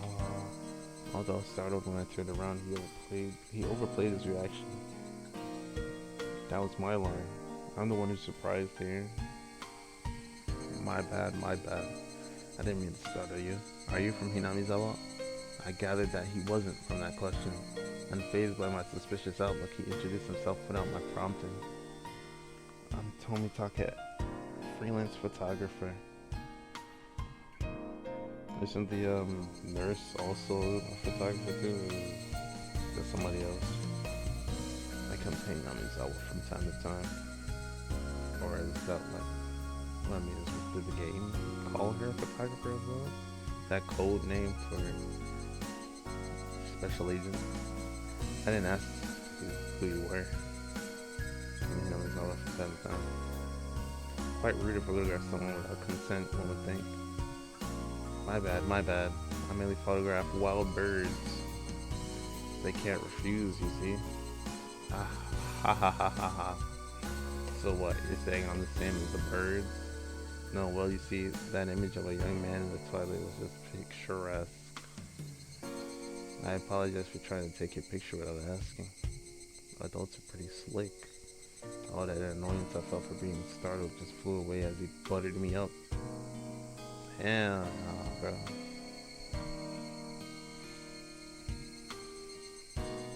I had no intention of hanging around with this guy trying to get cozy with me, except it didn't seem like Rena would be back soon. But this older guy, Tomitake-san, he didn't mind my cautious responses and continued rambling on about himself. Keiichi-kun, sorry to keep you waiting. I'm finished now. Rena popped her head out from one of the lower piles of garbage and waved her hand. You have someone with you? What would she be doing over there? That's what I wanted to know. Don't know. Maybe she's checking on that dismembered corpse that was out here long ago. Tomitake-san looked shaken up by that for a moment. I responded like I would if I were talking with him right on the others. It was quite a disturbing incident. They still haven't found one of the arms.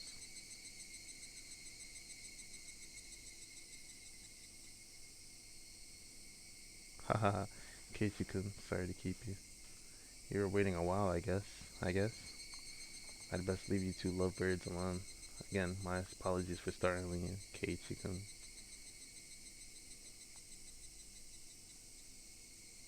Tomitake-san chortled suggestively and disappeared into the twilight. Missing my chance to retort put me off a bit. Yeah, so that's something he said. Keiichi-kun, are you angry? Why, I wonder. It wasn't Rena's fault, so I decided to brush it off for now. How was it? Find a treasure trove? Oh yes, so listen. You see, there was a Colonel Sanders doll. Oh, that thing, those statues they always have out in front of that fried chicken place. That life-size dummy. Yes, Colonel Sanders. She wants to take that ish home. I couldn't tell how she decides what's cute or not, but well, she seems to want it. It's garbage, right?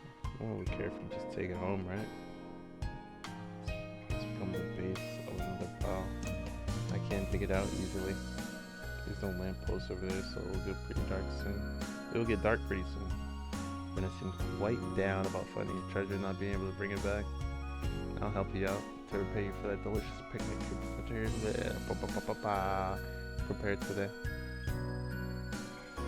Hit one of the big story markers, man. The dump.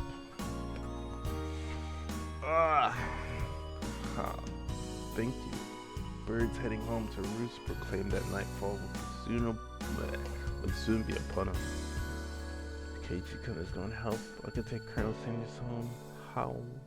Rena staggered along as if intoxicated in her dreamy state of mind. Let me see something. I got time. I can go there.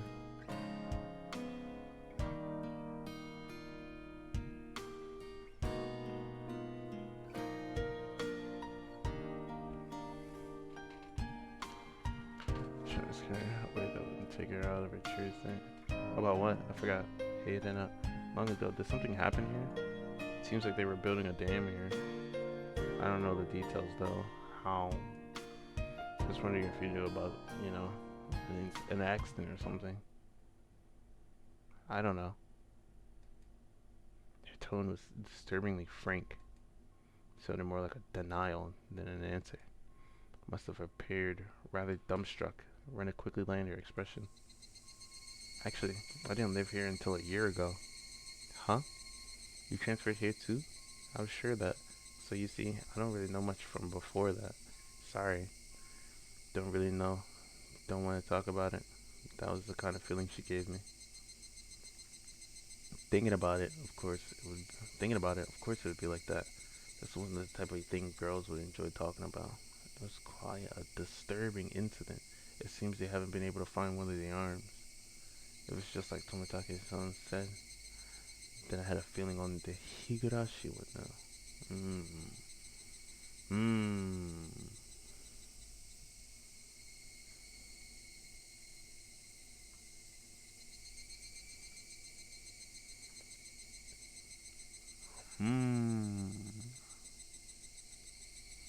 ever received new tips? The Maibara Mansion, the dam site murder, dismemberment, newspaper edition. Aha. Maibara Manor. Oh, see? Here's a newspaper. I thought I was gonna see it and like...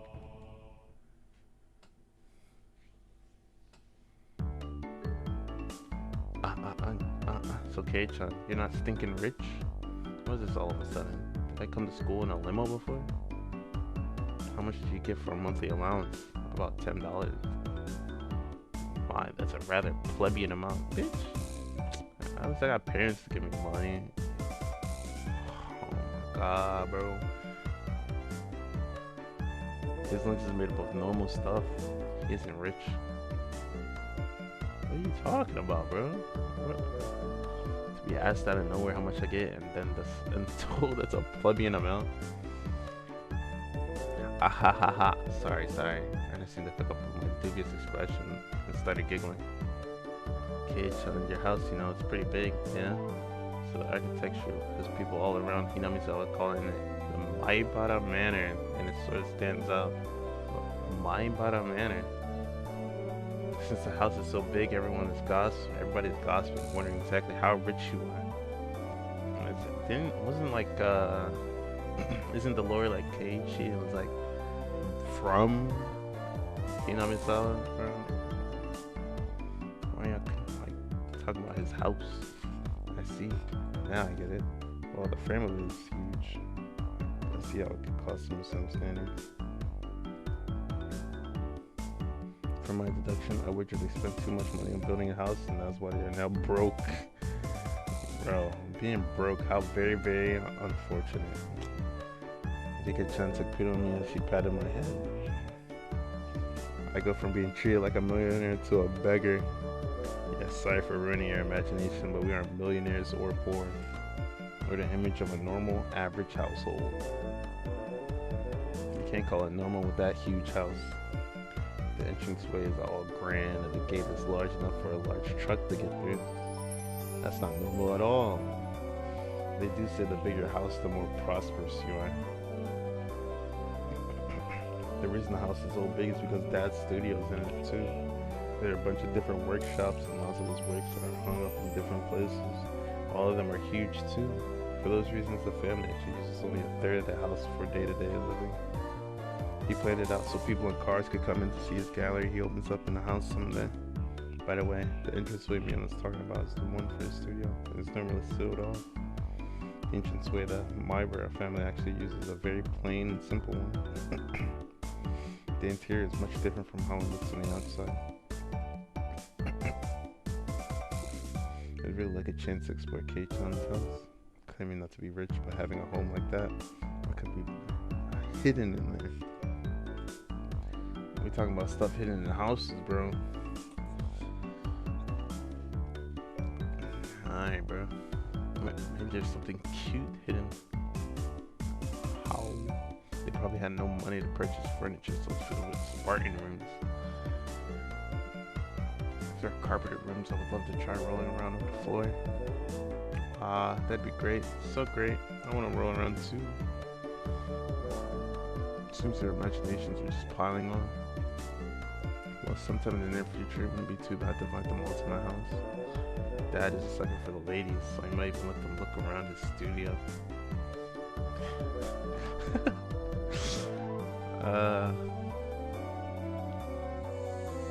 The higurashi crescendoed as the sky towered over everything.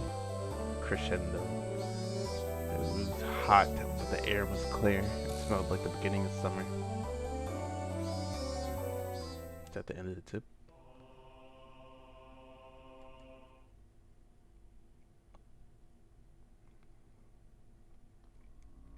From the June XX 1979 edition. Was it 85?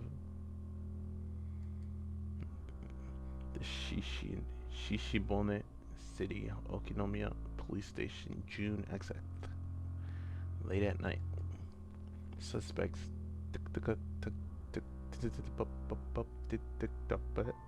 were arrested on suspicion of murder and improper disposal of a corpse. The main offender, has been added to wanted list nationwide. According to our sources, the 6 suspects were at the Hinamizawa Dam construction site workroom on the at 9 p.m., where they are suspected to have assaulted and murdered the site overseer as a group, dismembering his body and hiding it on the XX at 8 o'clock in the morning. A report was... Then I think about it. I was reading these tips gonna like relate to an ending somehow. A report was filed in the Shishibone City Hospital in which a male suspect alluded to having murdered Mr.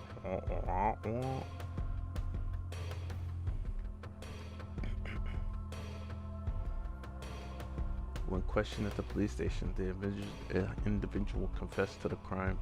Since a portion of the body was recovered at the location he gave, he was arrested that afternoon on suspicion of murder and mutilation of a corpse.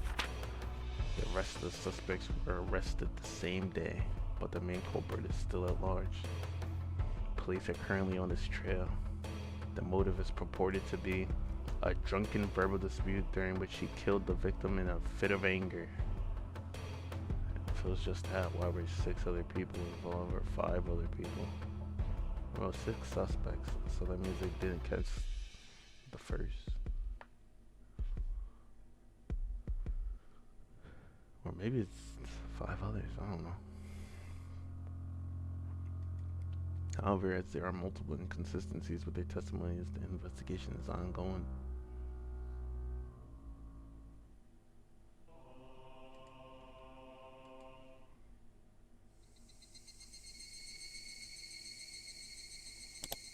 And chapter 2.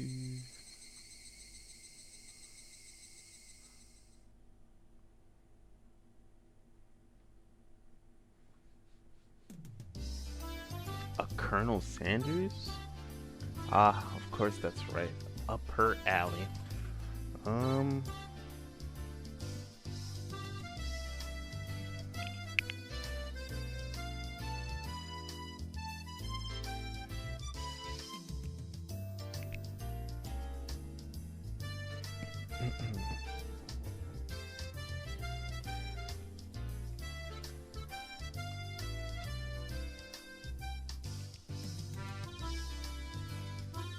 I understand her wanting to take home Satsuko and Rika-chan, but I can't understand the Colonel Sanders. What's so good about that 4-eyed geezer?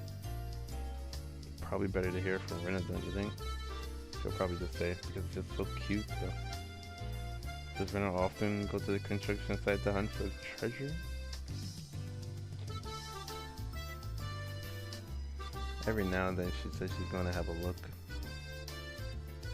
But a girl her age rummaging around in garbage as well. If Rina enjoys it, then I think it's fine. What are they doing over there?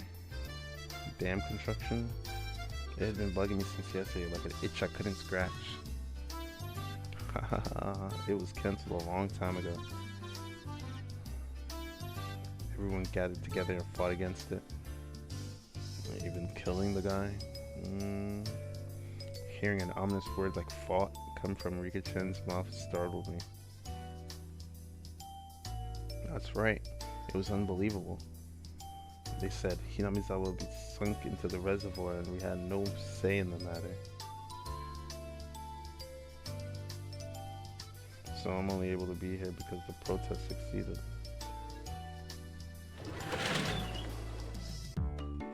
I'm sorry. I didn't keep you, did I? My deepest apologies, Keiichi. It took me a while to powder my nose. Satoko. Wait to use the cannon until you really have to go. It's a lot easier since it shoots right out. How dare you speak that way to a maiden of unparalleled beauty such as myself? Who was she calling a maiden? If Satoko really was a maiden, she wouldn't have reacted like that. The usual hijinks ensue. Is that how you spell hijinks? That looks so weird.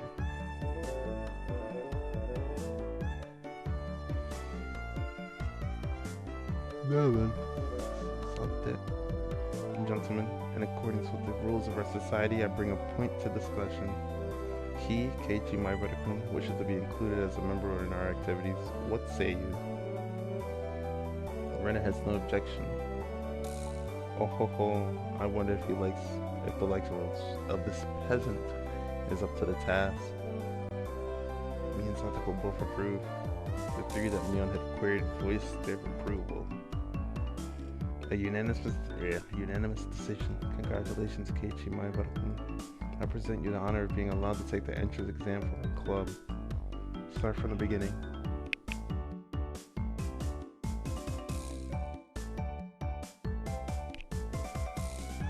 I didn't say I would join.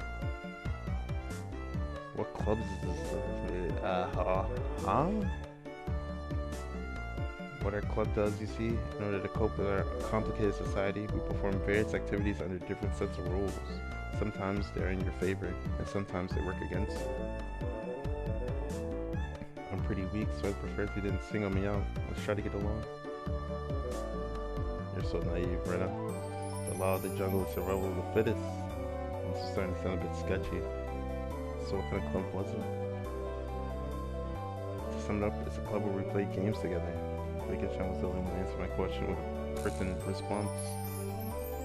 So basically, this club put Mion's hobby of collecting games to use by playing the various games that Mion had hoarded every day. It seemed that depending on the day, there were prizes for the winner or a penalty for the person who finished in last place. I'll make this clear right now. We aren't playing house here. You should treat each win or loss as if your life depends on it, alright? What's wrong with just having fun? Don't make it sound so crazy. The first rule of our society, aim only for first place. Going at it half-assed just because it's a game is not allowed. Rule number 2 of our society, for that reason, you're obligated to make all possible efforts. The way Satoko said it, it sounded like she was saying, use any means necessary.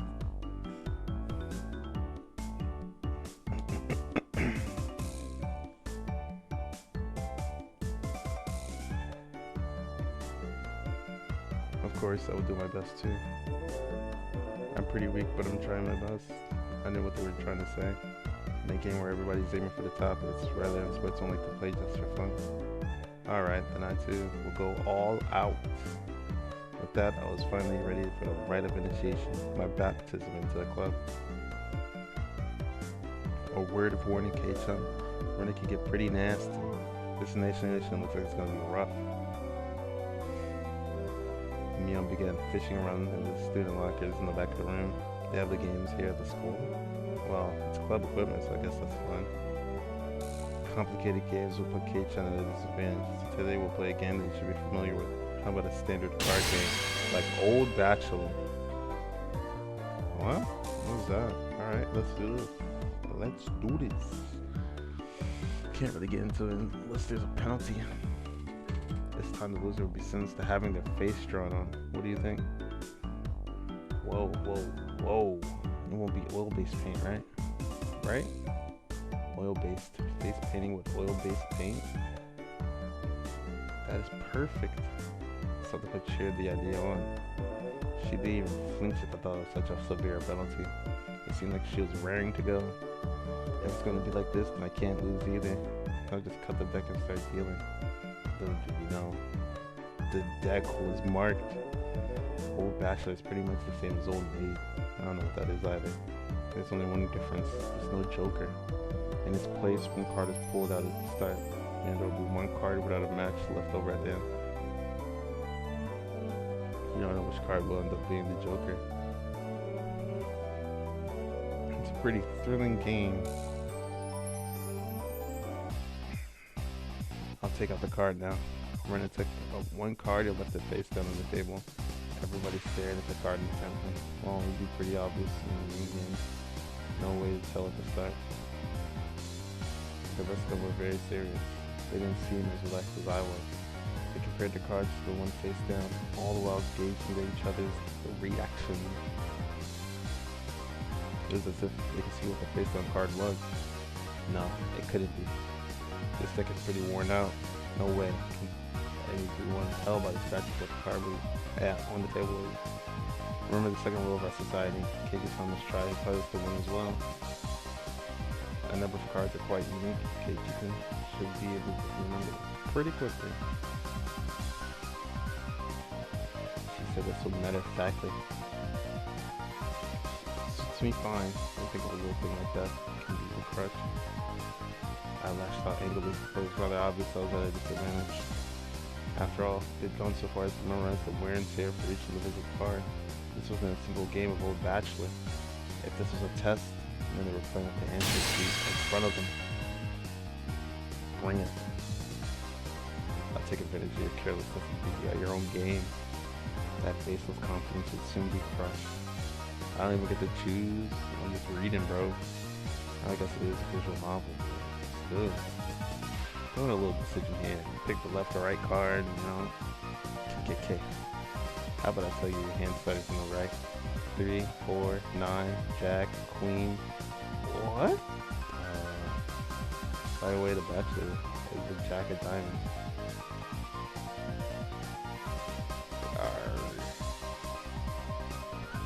You can tell what they are even if you switch them around. I am out. I thought I was prepared for it to be this brutal, this overwhelming. The demons, you're all demons. Rena isn't a demon, are you?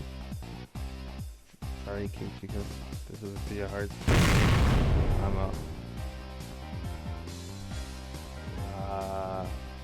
Not even a hint of mercy. Rena, even Rena, Rika-chan. These collectivities weren't to be trifled with. An alumnus of the school, it's definitely surviving the cruelty situation.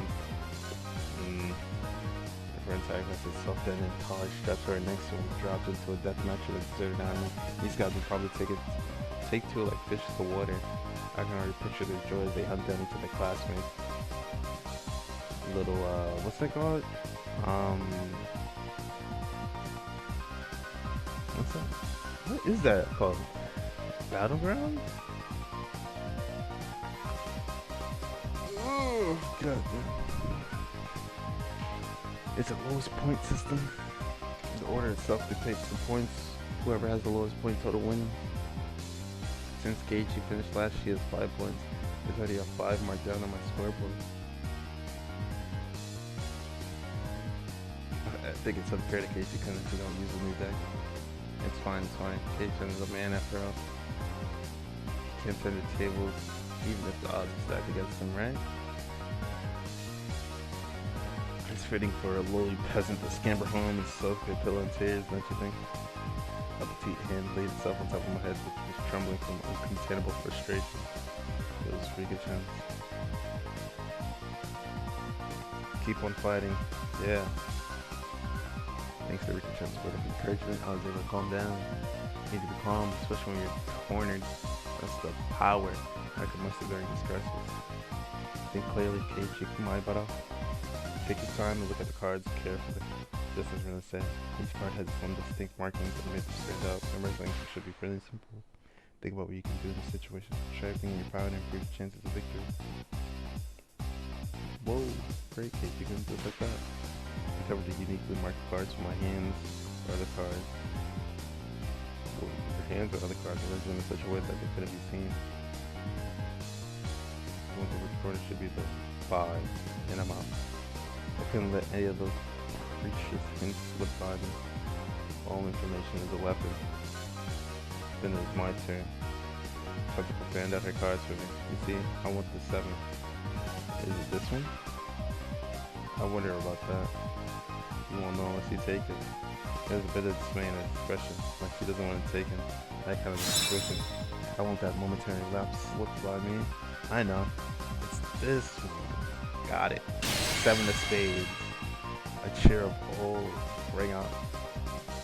Oh, what is this? The 7 should be the hardest one of all to tell apart. Rules for memorizing marking. Those slight changes in expression as I was selecting that card were enough. You can't hide it from me, Keisha. This mark means it's a 2 of diamonds. What? She was started by her own misread? Of course, everyone else was too. Whoa, it's weird that Michan gets a card wrong. No, Keisha, could it be you? They told them apart by different marks. That mark was a nail scratch. So I put a new one on it. Are you saying he disguised it as a 2 of diamonds? What an impressive show of wit. Keiichi landed a clean hit. Punch. It's great, Keiichi. That was an incredible match, you know? Having defeated the forerunner Mion, a brilliant battle left me ecstatic. But by total points, it was already set in stone that Mion would win and I would finish last. I laughed heartily, selecting the tone of my voice carefully to get on Mion's names. Well, I'm gonna end up the loser, but I'm satisfied with 1 up in Mion at the end. Wahahahaha. That should be the proverbial slap in the face to Mion, who was at the top already and ensured victory. Even Keiichi gets first place to strong, was still in last place overall. Don't you hate that? Of course I do. Let's have a duel. One chance. If you win, then we'll swap first and last place. How about it? You up for it? She fell for it. You idiot. A chance for an upset that wouldn't be possible without goading her into it. One chance, you say? Let me hear the rules. You know, discard 2 cards from your hand and replace one with a joker card that was on the table, and shuffle the resulting hand behind the back. The card in my right or the card in my left. Keiichi can guess which hand the joker's in, then he wins. When you turned around just now, you didn't pull out the joker, did you? If you lose, I'll show you the card in the other hand. That okay? They gulp nervously at this unexpected turn of events. Alright, you got it. You grasp 1 card in each hand and dust them out at me. First I need to inspect them closely. The card in the right hand had no distinguishing marks. I couldn't tell which one it was. Which one, I wonder, Keiichi-kun? Be careful. Keiichi-kun. Yeah, of course. That's my chance for a big comeback. Looking closely at the card on the left, I saw a little rare. It was the one I hadn't seen before.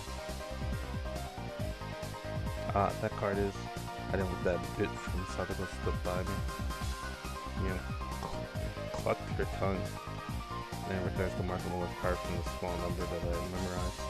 I didn't know what the left card was, but I could tell because it was mentioned the card had already appeared during the game. Since it had appeared before, it meant that it definitely wasn't the Joker. Oh, Keiichi thinks it's the one on the right. Will you choose that one then? Will you? The left card definitely wasn't Joker. If I could trust that theory, then I should have been able to declare the card to the right was the Joker. Even without Mion's taunting, the one on the right was the most suspicious. It wasn't a bit too brash aside based solely on Sato's reaction. More careful. I remember now. That mark, the left card, no doubt about it. The 7 of clubs. It's the 7 of clubs, I see. I've won. The card on the left was the 7 of clubs. So that meant the card on the right was the Joker. And then just before my hand touched the right card, I froze. I would expect no less from you. There's a wave of murmurs amongst the onlookers that I sudden halt right before I confirmed the right card was the Joker. Huh? What could Keiichi-san possibly say? I mean, the left one is... Shh. Shush. Oh, what makes you so certain that the right one isn't the Joker, Keiichi-chan? You know, but those let loose in an unexpected question. Everyone else was baffled. I don't know what the card on the right could be, but I know that the one on the left is the seven of clubs. Then, doesn't that leave the right one as the Joker? One of them has to be the Joker, right? Yeah, one of those is the Joker, right? KG has good intuition. Huh? Pikachu, what do you mean by it? So basically, the seven of clubs, I described that by matching it with the seven of spades earlier. Everyone's attention is not to discard pile at the same time. Truth of the matter could be discerned from that sloppy pile. So that means Neon pocketed one of the discard cards, then aligned it over the left card, and that means... I see, I get it. This left card is being disguised as the seven of clubs, right? It was the first time since the start of the match that a shadow ran across Neon's expression, and I didn't let that slip by. And with a grand flourish, I declared it loudly. The Joker is the left one. It was an intense moment. That 1 second felt like an eternity for everyone there. Breaking that silence, the first one to speak was Mio. Being the first president of this club, I've been witness to a variety of performances. Keiichi, yours is the best of the best. That was probably the greatest compliment Mio could give, and then accepted her defeat, dropping the cards from both hands. My comeback victory. Keiichi placed her head on my head and placed her hand on my head and began petting me, congratulating me on my victory. Huh? Keiichi is... Ren and Sasuke gaped at us as if they had seen a ghost. What is it, Ren? Sounds like I cheat or anything, right? This is fair and square. Rika only pets someone on the head to console them. Huh? What's the meaning of it? At that moment, Ren let out a small shriek. Cage, because this is how it was. You know, Keiichi? I thought you'd read into it that far. Everyone froze. No, it was just me. It was a gamble. We had just jumped to conclusions like a little brat and we were lost. It was the answer everyone was certain about. Neon picked up the card from the losing hand. Keiichi, you take pride in this loss.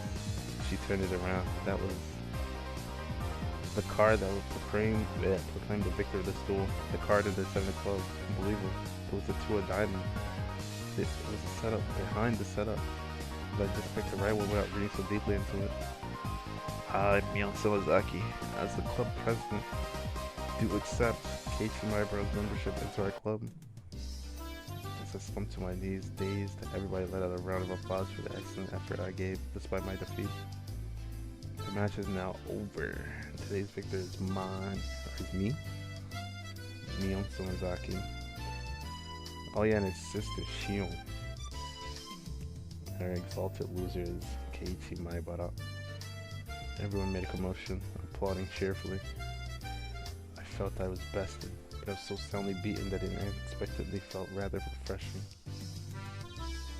When Michan pulled that little trick behind her back, I got excited thinking he's going to do it again. When Keiichi-san stopped a moment before touching the correct card, I thought he fell for it. He fell for it quite handily. Huh? Hey, wait. All of them knew from the start and still got so excited so earnestly. Everyone got excited to make it more fun. You're all demons. Monsters. Now then, Keiichi, it's time for your penalty. Since it's your first day participating, I'll go easy, okay? It'd be a problem if you refuse to come to school. I have to remember to held down my arms and shoulders firmly. Mion approached, licking her lips. Her right hand went to pull something out of her pocket. That's a felt tip marker, and it's large and oil-based. Okay, here we go. She took off the cap.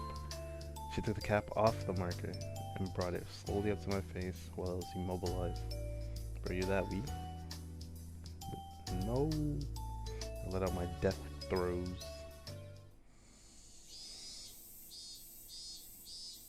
Is this the end of the chapter?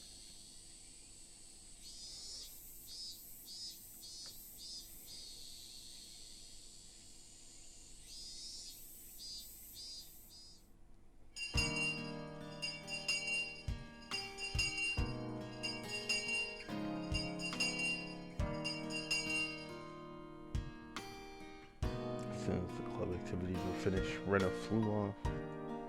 Probably so she could dig up that cute Cardinal Sanders that she wasn't able to take home yesterday. So today it was just Mion and me walking home together, a rather rare occurrence. A mountain of treasure, huh? The guys throwing it away probably never thought in their wildest dreams that Rena would be grateful to them. Mountain of treasure, meaning that damn construction site from before. Alright, probably told me that murder by dismemberment does seem to have happened there. Over there, at that damn construction site, did something happen there long ago? Something sure did. A grand battle. There were sit-ins and demonstrations trying to make it sound peaceful, but I don't believe it. She's leaving out the supposed murder that happened there. It was a bit different from what I wanted to hear, but I decided I'd listen just the same. I'm sorry, man, that was going to be sunk into the damn reservoir. I would have fought as well, probably. The government guys were really adamant about it, acting all big and full of themselves. Since they figured out that they couldn't sell it with money, they did a bunch of nasty stuff. They were nasty guys. Mion spoke excitedly, as if the whole thing was happening right in front of her. I'm amazed you guys won. You're facing the federal government, right? The mayor and prominent figures in the village all signed petitions. They went to Tokyo and struck deals with legislators, and as a result, the development plan was retracted. It was our complete victory. Ha ha ha ha ha ha ha. There wasn't any violence, was there? Like assaults or murders? None. Why the fuck you lying to me? She promptly cut me off. The same as Rena had. Her words signaled the end of the discussion. So y'all just like lying to motherfuckers, huh? Tomitake-san said one arm wasn't found in the incident. I thought that a murder by this movement had occurred, but I guess I was wrong.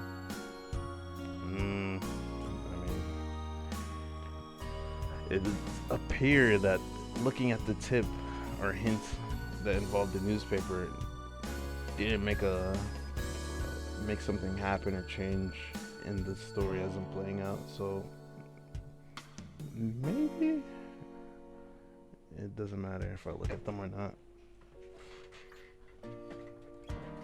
A curiosity, unsated, I sighed dejectedly inside. Later, see you tomorrow. Kei-chan, you can't wash that off until you get home, got it? I got it, I won't. Mion held back her laughter while stealing glances at my face. I wonder what kind of nasty doodles they drew. Damn you, Mion, you shall rue this day.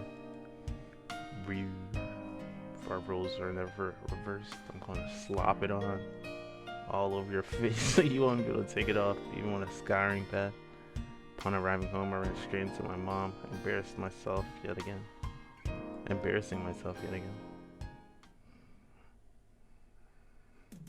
The mood I'd come home to was already on edge. It's not an uncommon thing in our family. Whenever Dad can't come up with a good idea, it always ends up like this. He stomps around the house with his arms crossed. Mom whispered into my ear, "Welcome home, Keiichi. Dad, he's in a bit of a rut right now, so don't bother him, okay?" He can't come up with a new idea. It's because the deadlines are so close together this time. Your dad needs time to recharge or he doesn't work as well. Dad's paintings feed our entire family. It must be pretty good. If he runs out of ideas, then it's the end of the eyebrows. I'm surprised there was no plot line like how his dad painted the future or some shit somehow, But I ain't the author. I don't make money off the series. With the world privy to my ideas yet,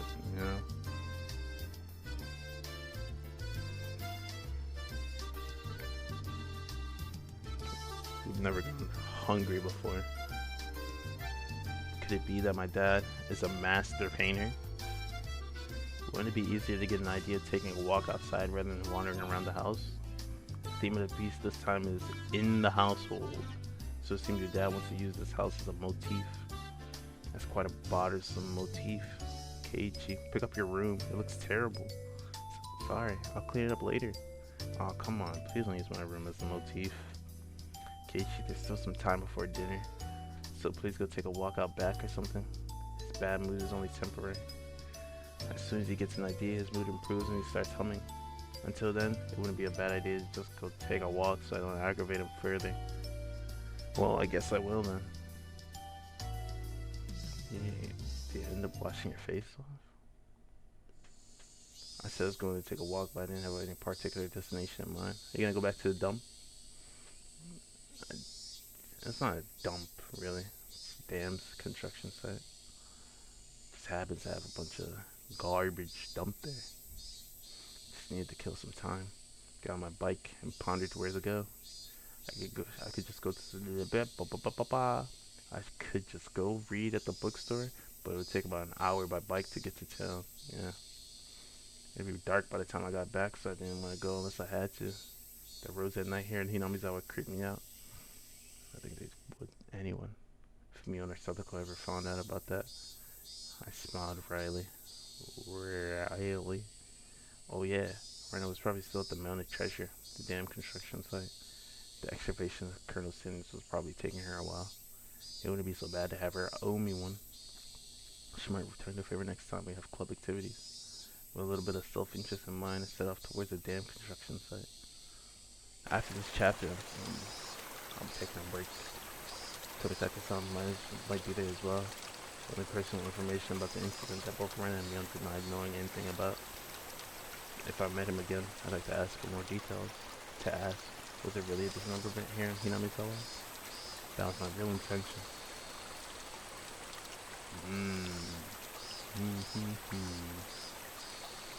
Cross the Golden Gate-ish looking bridge. Take a right, take a left. Till you see some trash. Spotted Renner struggling up on the slope of the garbage pile. It looked like Colonel Sanders was lodged in there pretty firmly. It didn't look like Renner would be able to excavate him by herself. Realizing that Tomitake-san wasn't around, I began climbing up the slope unsteadily. Hey, right now, looks like you're working up a sweat. Whoa. Hey, Keiichi-kun. What brings you to a place like this? A place like this, huh? I see. She was aware of it, at least. Well, that's kind of odd that she's here. I received a signal for emergency assistance at the accident site. Where's the injured party? Huh? Accident? Huh? But there was a report. Colonel Sanders was buried alive in the trash pile. Huh? Oh, that. You scared me. Don't frighten me like that, Keiichi-kun. I was just kidding. I thought you might be struggling by yourself, so I came to help you out. You came for me? For me? How? Well, I filled my quota for today. If I don't see Rena blush at least once a day, then I'm not getting my daily required nutritional intake. Just kidding. You're embarrassing me now. So, huh? What part was the joke? What part was it? Just ignored her bewilderment. Okay, now move out of the way. So where's the Colonel Sanders? Sorry. Can you see him in that gap? He's really buried in there. Colonel Sanders was sideways, surrounded by boards and other construction materials, like they were caging him inside. According to Rena, it wasn't like this yesterday. It seems as though another illegal dumper came yesterday, dumped again, and now he's buried like this. You're trying to move this pile all by yourself? With those scrawny arms? There's no way she would be able to do that with her slender arms. But Colonel Sanders, so cute. There's a chain on the Colonel Sanders at the store. This one, I should be able to take this one home. How? If Renee gave up on this Colonel Sanders, she'll probably start devising a plan to steal a one in front of the store. As for this guardian, I won't allow her to sully her hands with crime. The way. I'll do it. Rena blushed again, but this time I left it alone. The pile was enormous. Also, the more days we wasted, the more likely another illegal dumping would occur. If it got buried any deeper, there would be nothing that could be done. Keiichi-kun, I'll help too. Let me help. You just get in the way, so stay back. Pulling out scraps, bending them, tossing them aside. Bro, when it plays some audio, bro, it really gives no warning, man. Quickly became covered in sweat and dust.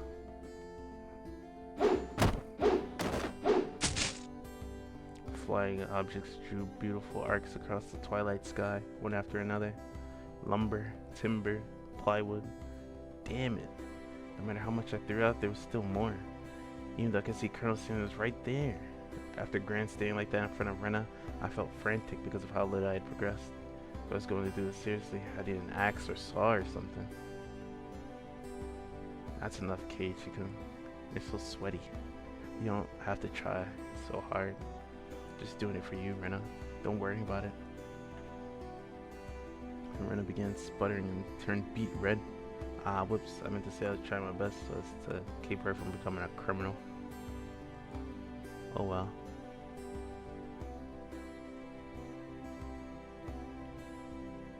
I guess I just need a break. This is pretty tough.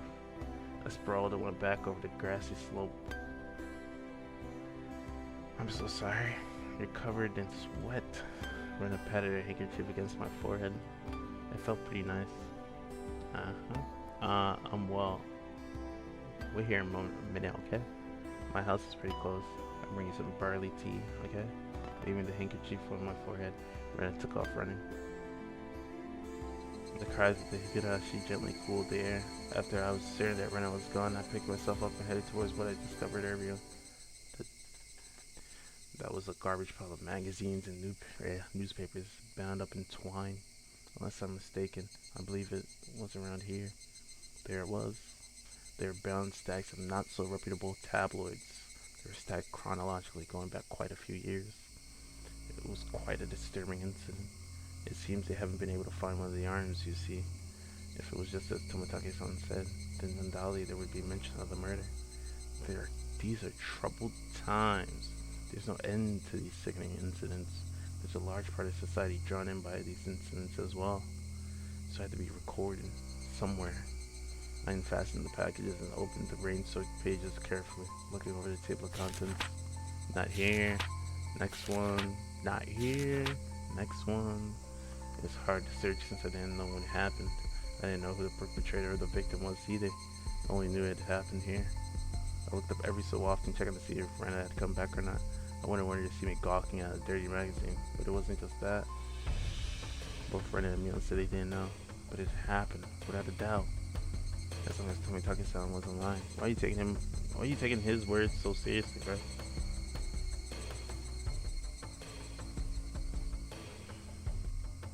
Then if both Rena and Mion, yeah, there was. Yeah, there was. If they had just said that, then I wouldn't have gotten so hung up on it. An incident that neither Renan nor Mion wished to talk about. Trying to uncover it after he tried to conceal it out of good intentions. That made me feel like I was acting against my friends. Hinamizawa dam worker lynching. Murder by dismemberment.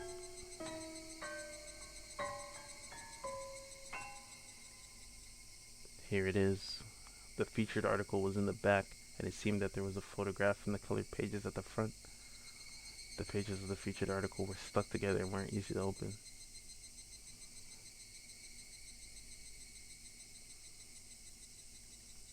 Brenda could return at any moment. Feeling rushed, I gave up and opened the photograph page. The police investigators were carrying a body bag, and newspapers reporters were all bathing it in camera flashes. The image was blurry and hard to understand, but I could definitely make out the headlines. A tragic nightmare at the Hinamizawa construction site. Lynching and murder / dismemberment. The victim was the site foreman. He had assaulted his assailants daily with an explosive backlash from his daily actions. It's a horrible image to see the site foreman as it happened. It really did happen. It seemed the details were on the next page. I turned the page without pausing. On it was: the assailants butchered the victim's body with hatchets and pickaxes. They used an axe to split the cadaver into 6 pieces: the head, arms, legs, and torso. I can understand just from the headline that it was just too terrible. An incident. Normally, a lynching is just assault and murder, right? Dismemberment with hatchets and pickaxes? That wasn't a lynching. It was a merciless killing to the letter. A brutal murder. Done by a group of people. With hatchets. With pickaxes. With an axe. Ah. This is about as much emotion I'm gonna get. Eek. Sorry. Did I startle you? Did I startle you? When I dropped the axe she was holding onto the grass after being startled by my voice. Keiji, couldn't you see earlier? Yeah, you said it would help if you had an axe, didn't you? So then I brought an axe for you from the shed. Rena fluttered her arms in a panic, continued to explain and apologize. It seemed I'd been glaring at her pretty intensely. I'm sorry. I guess my reaction was a bit overboard. No, I'm sorry as well. I'm sorry. Night was drawing close. I was pretty worn out, and it wouldn't hurt to do the rest tomorrow. Doesn't look like we can break that last beam without an axe. You brought it after all. I'll have to borrow it tomorrow. Alright? Okay. Why do you look so glum? Tomorrow we'll be digging out Colonel Sanders, right? You're right. Ha ha ha ha. I really want to take Colonel Sanders home soon. We both knew that it was useless to apologize any more than that. I quenched my thirst with the barley tea Rena brought and wiped off the sweat that had now gone cold. We took the path to head home. I felt quite guilty about the tabloid wrapped up in my jacket.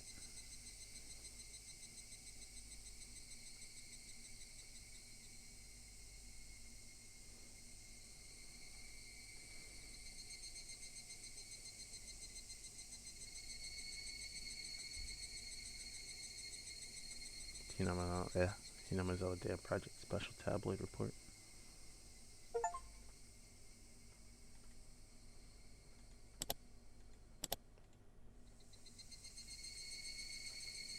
Can I enter chapter 3?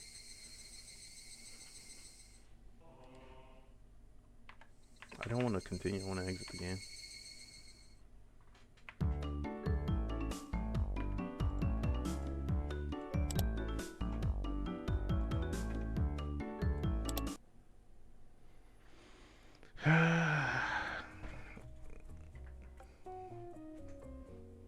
Alright, well, maybe I'll get back on later, but I'm gonna just chill. Oh, almost fell. I'm gonna chill, watch some anime. Cause I mean, what is today? Sunday, right? It's Sunday for me. Yeah. I'm gonna chill. Enjoy the last day of my weekend. I should probably do some laundry too. Or probably maybe. Let me check. Let me check. I could probably.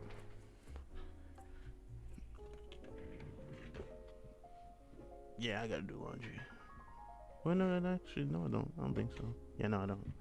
But yeah, that's the end of the stream.